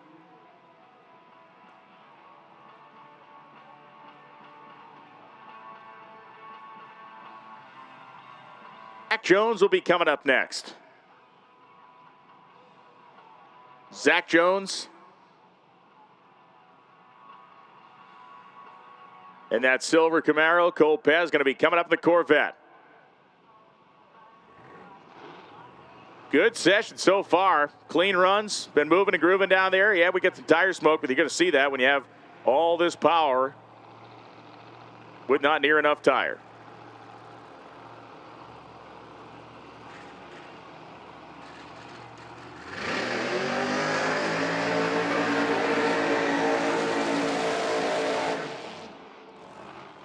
It don't look bad, does it? I mean, it don't look bad. It's the other side, right? It is a mean-looking unit. Cole Pez did have a situation earlier this week where the car, as he posted on social, it got out there, locked the converter up, kind of drove out from underneath him, got across the racetrack into the wall. They have worked for days to repair this car. And it is that muscle machine look, that incredible appearance of that supercharged Hemi. Looks like it's about to tip over forward over the nose of the thing. The blower, all of it, way up over the roof. I would say I love the response, but out of all the cars over the years, you know who had the real looking one? Kenny Hanna. That Camaro with that. Oh, yeah. Oh, my God. Yeah. When I saw that, I thought of those things at Kmart buying. Yeah, the muscle machines. Those machines. Yeah. I'm like, look at that thing. How do you even see out of it to drive it? Yeah, I have no idea how he sees and you can see here also running the screw blower and nitrous. Nitrous being purged. Again, dual power adders allowed in the category. There's certainly some people who are not in favor of that. Must be a Texas look, right? Here we go. Mom gives a prayer right there. Her boy goes to the starting line. Here we go. Father behind, taking a video. And Pez, the car moved, drifted some to the left, tried to put some wheel into it, didn't come back, so he lifted and will coast through. Great response, though, for the kid. I mean,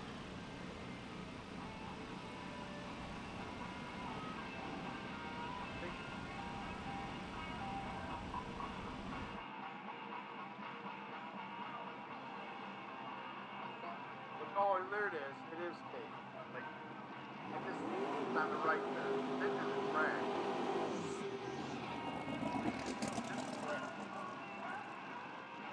So Zack Jones will be on a solo pass here. Out of Louisville, Kentucky. The old Preston entry.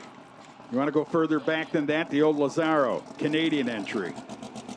The old Chevrolet, man. Looking good, though, man. After a wild ride that thing took in Rockingham, you remember that? Oh, boy. Jeez. Yeah.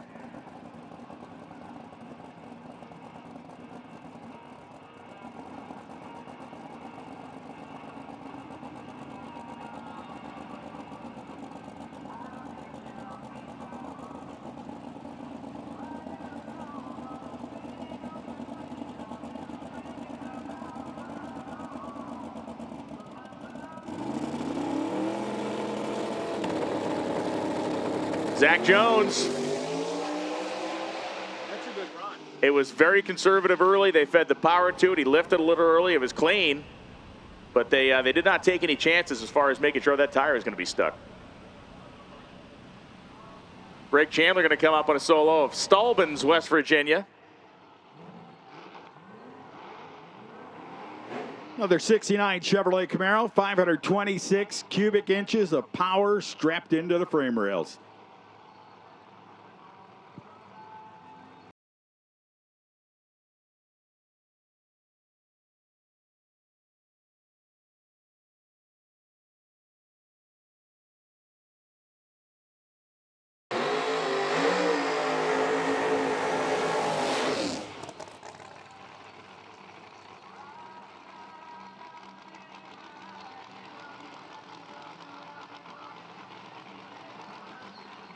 Oh, it sounds crispy, man. It's like bacon frying in a pan. Yeah.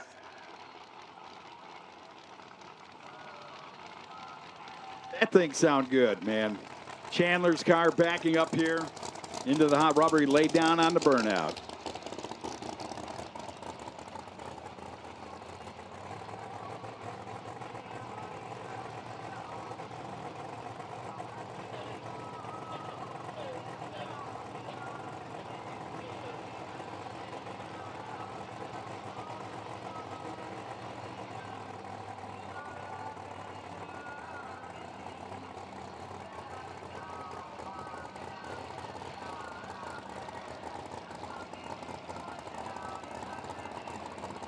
So Greg Chandler, get to listen in on this thing.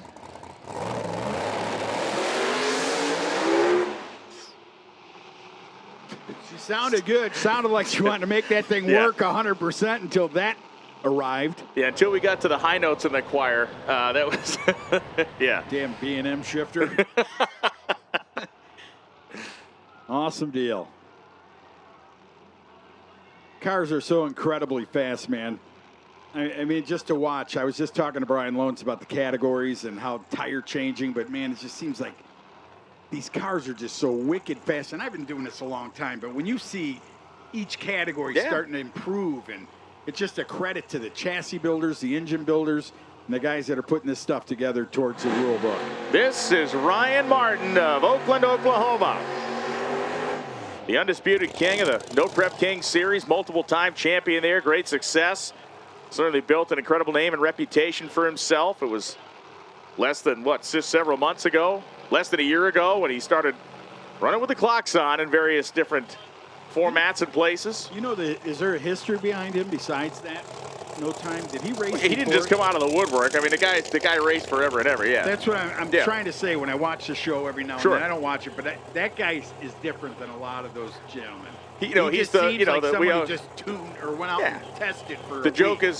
The joke is anybody like that, the 25-year overnight success, right? You've battled and worked through your career for all this, and all of a sudden it comes your way, and people are like, oh, how long have you been up to this for? It's like, I don't know, my whole life. Yeah.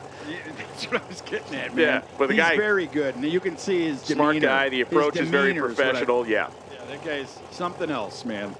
And I'll tell you, out of all the cars I've seen him drive, his 70 LS6 model SS Chevelle is probably one of the prettiest ones I've ever seen. I don't care how fast it is. Ryan Rickstraw, you have a delivery at the front gate. Ryan Rickstraw, or somebody who has a name that sounds like Ryan Rickstraw, you have a delivery at the front gate. Look at the header flames out of that thing, and Martin is going to drive into the stripe. Martin clipped the block with the parachute on the way by, but that was as aggressive a thing as we have seen all session. Dislodged the block at the back of the timing trap down there. It looked like the chute might have caught it, or the wash of the air off the chute, but that was gnarly.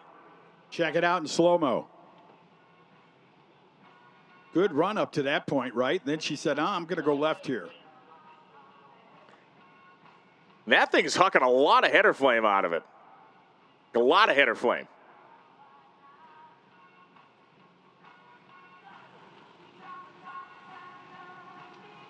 Kind of playing that game that you play with the way the car is like vectoring to the center, and am I going to make it? Am I not going to make it? Obviously, if that's an elimination run, you get problems on your hands. But that was fast. I like how you bring that up because I always thought in my mind, I've drove cars not that fast, but I've seen that, and I'm like, what is the guy thinking? It's only 10 feet. Right, you're trying to play the angle, man. Trying to play the angle. 10 feet, 15 to the other lane. Then you can come back and get your stripe.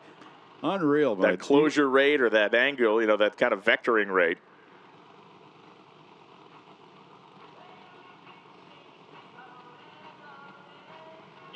So 2 cars yet to run to close the evening, Kai Kelly being one of them. That mean-looking Corvette of Scotty J going to be the final car down the racetrack of the night.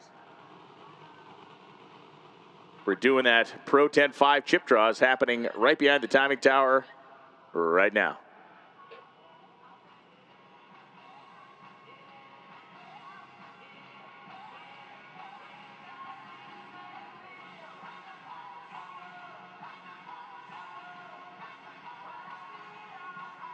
Randy Lee has successfully completed the arts and crafts project of gluing the block back down. Gold star. Unlike his earlier education, he didn't eat the paste, though. That was nice. Did not eat the paste. That's forward progress. He quit the paste, I've been told? Okay. How could it be so bad if it tastes so good?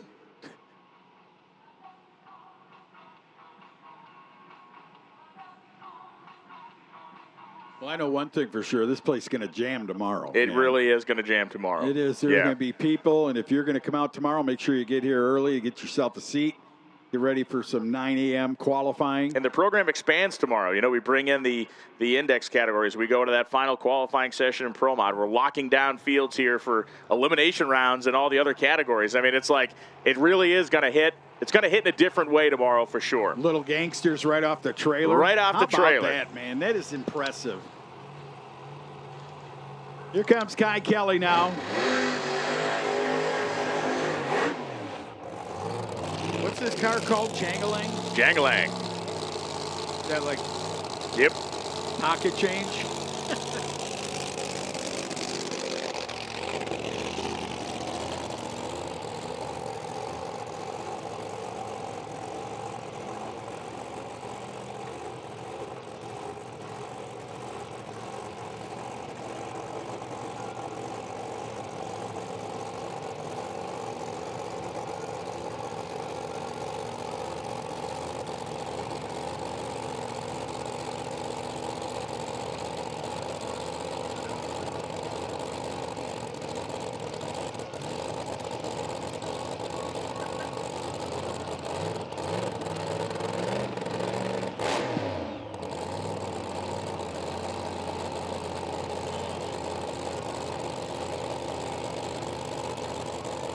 So here comes Macomb, Mississippi's own Kai Kelly.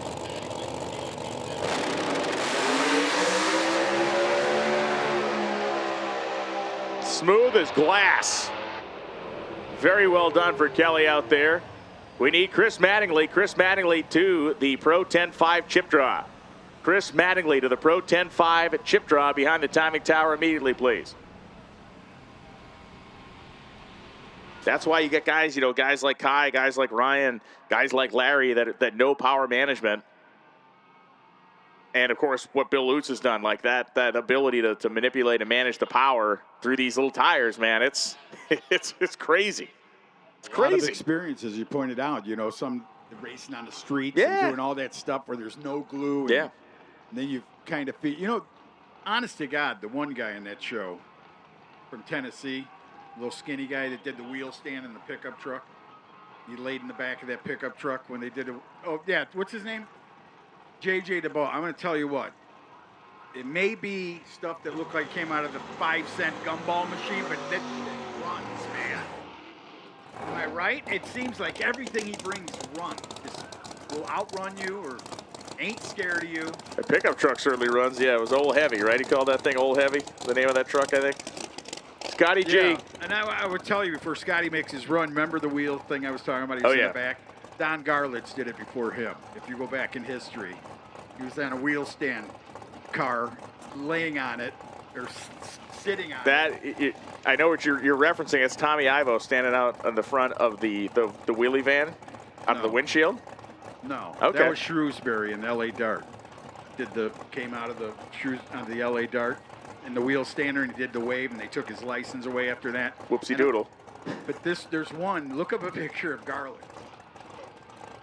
Wow. 60s or early Crazy. 70s, and I go, oh, they're yelling at JJ. Big was the first one to get it. Scotty G. He didn't go the full race, believe me. But he just a little Papa Wheelie action. Hernando Beach, Florida. Big nitrous engine here. C7 Corvette after many years of racing a first-gen Camaro. Is the whole group still together? All the guys, the old guys? Peter and all them? Look clean to me. It is clean. That guy builds a good power, man. Dark orange flames going down through there. The tire was planted. Car made a full pull down to the 8-mile finish line. That's going to close the night. Final car of the night. We kick it off tomorrow morning at 9 a.m. Final qualifying in Pro Mod. Awesome. Going to be on. After what I watched, the one round I got to watch today was incredible. Like you said, I mean, there's a little. You nailed it on the head, by the way, in the beginning. It was a real tight track. This guy's basketballed the first two. Oh, man. Yeah. God, I mean, all the marks. I'm like, I want to go out the door and go, hey, give you one on the back. But then the one guy drove right through that stuff, Palmer. Yes. The Yeah. Scott put up a great run there. Yeah. Run. No, a lot of great stuff happened today. Certainly a great audience was watching us online. Thank you to the fans that came and hung with us. Teams are going to be servicing their race cars, and we're going to be back at it first thing down the drag strip tomorrow morning at 9 a.m. We'll be final qualifying in Pro Mod, and we will have our chip draw for the true 10-5 category here this evening. So drivers in that category, I have to believe 10 or 15 minutes from now, we're going to want you. And now, we need the Little Gangsters. Little Gangsters chip draw is happening tonight. They're coming off the trailer. They're drawing chips for pairings right now. Little Gangsters, competitors to the tent behind the timing tower for the chip draw. And True 10-5. If you're involved in a chip draw tonight, go to the tent. True 10-5, Little Gangsters. Absolutely. Al's bingo team, whatever. If you're drawing chips tonight, NGO. just get down there. Thank you very much for having me. It was an awesome day. Great day on behalf of Steve hour. Logan as well. Thanks very much for hanging with us. We'll see you at 9 a.m. tomorrow. True 10-5 and Little Gangster competitors to the tent behind the tower for your chip drop. See you in the morning. Wow, what an incredible day. We are down here on the starting line. We just got wrapped up from racing here. Day 2 of race 2 of the Drag Illustrated Winter Series. Kayla Morton by my side. I got a much better looking co-host now. Just kidding, Westbuck. Don't do that. I want to talk about a couple of things that happened today, but first, I want to remind everybody at home, tomorrow morning, 9 a.m. is when Pro Mod will hit the racetrack. We've been working with the schedule, but we are trying to make sure that we put the most badass show that we can for you. It's going to be cool, crisp in the morning, so 9 a.m. is the final qualifier, chip draw, and then 5 p.m. will be the first round of eliminations, and I am going to go ahead and preview a little bit of Pro Mod before I let Kayla talk about the other side of the tracks, as we call them over there. So after 3 qualifying sessions, Jimmy Taylor is still the man. He is still on top. Jason Harris, the only one eligible for that brand new race car with the clean sweep of the number 1 qualifier, is 1 thou behind him. As we go all the way down, look at that ET column. 57 at the bottom of the pack for Spencer Hyde, who made a big hike from the number 66 spot to the number 10 spot. And as we flip the page, there's going to be a consistent situation. More 50s, Kayla. More and more and more 50s. Lyle Barnett, Kai Kelly right there in the middle of the field. Actually, Lyle Barnett has his shirt off right in front of us. Can't distract us. Going down to the number 20 spot, Jim Halsey, who made his Winter Series comeback. 359 with a 6. The most important part of Pro Mod that I want everybody to keep an eye on is going to be this next page that we see here. We take 32 cars. Robin Roberts is on the bump. First ever 3-second field, all 3-second field.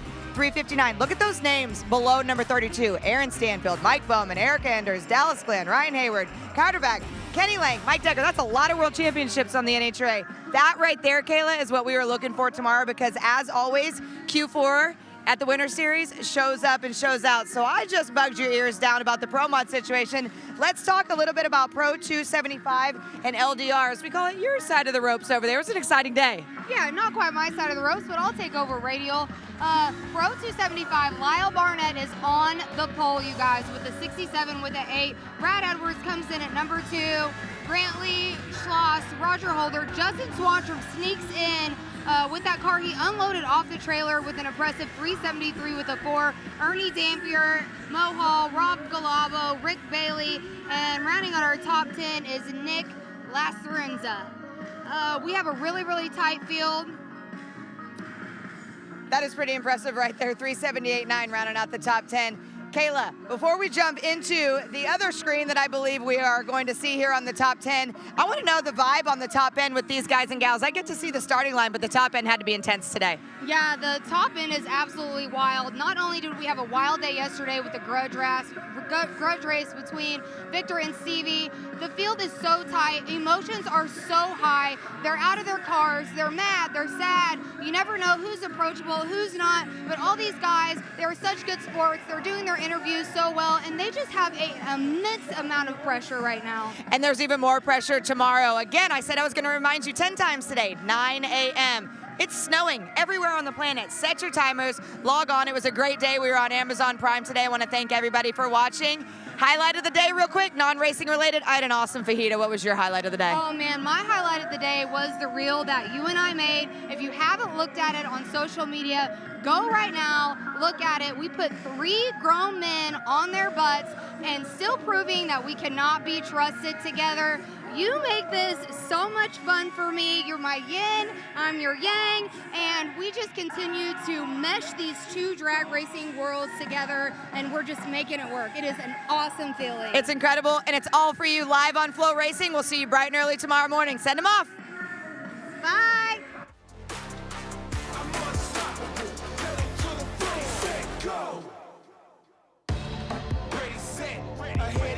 Catch me yet, dialed in like my numbers are already pressed. Go, living to the bullets, that's with no regrets. Moving like a maniac, I'm so obsessed. Go, this is something bigger than me. I'm the best, I mean it literally. Look up, perseverance, it's a picture of me. Sweat dripping from my body, I've been ready to street. Ready, set, go. Are you ready for more? I'm unstoppable. I feel invincible.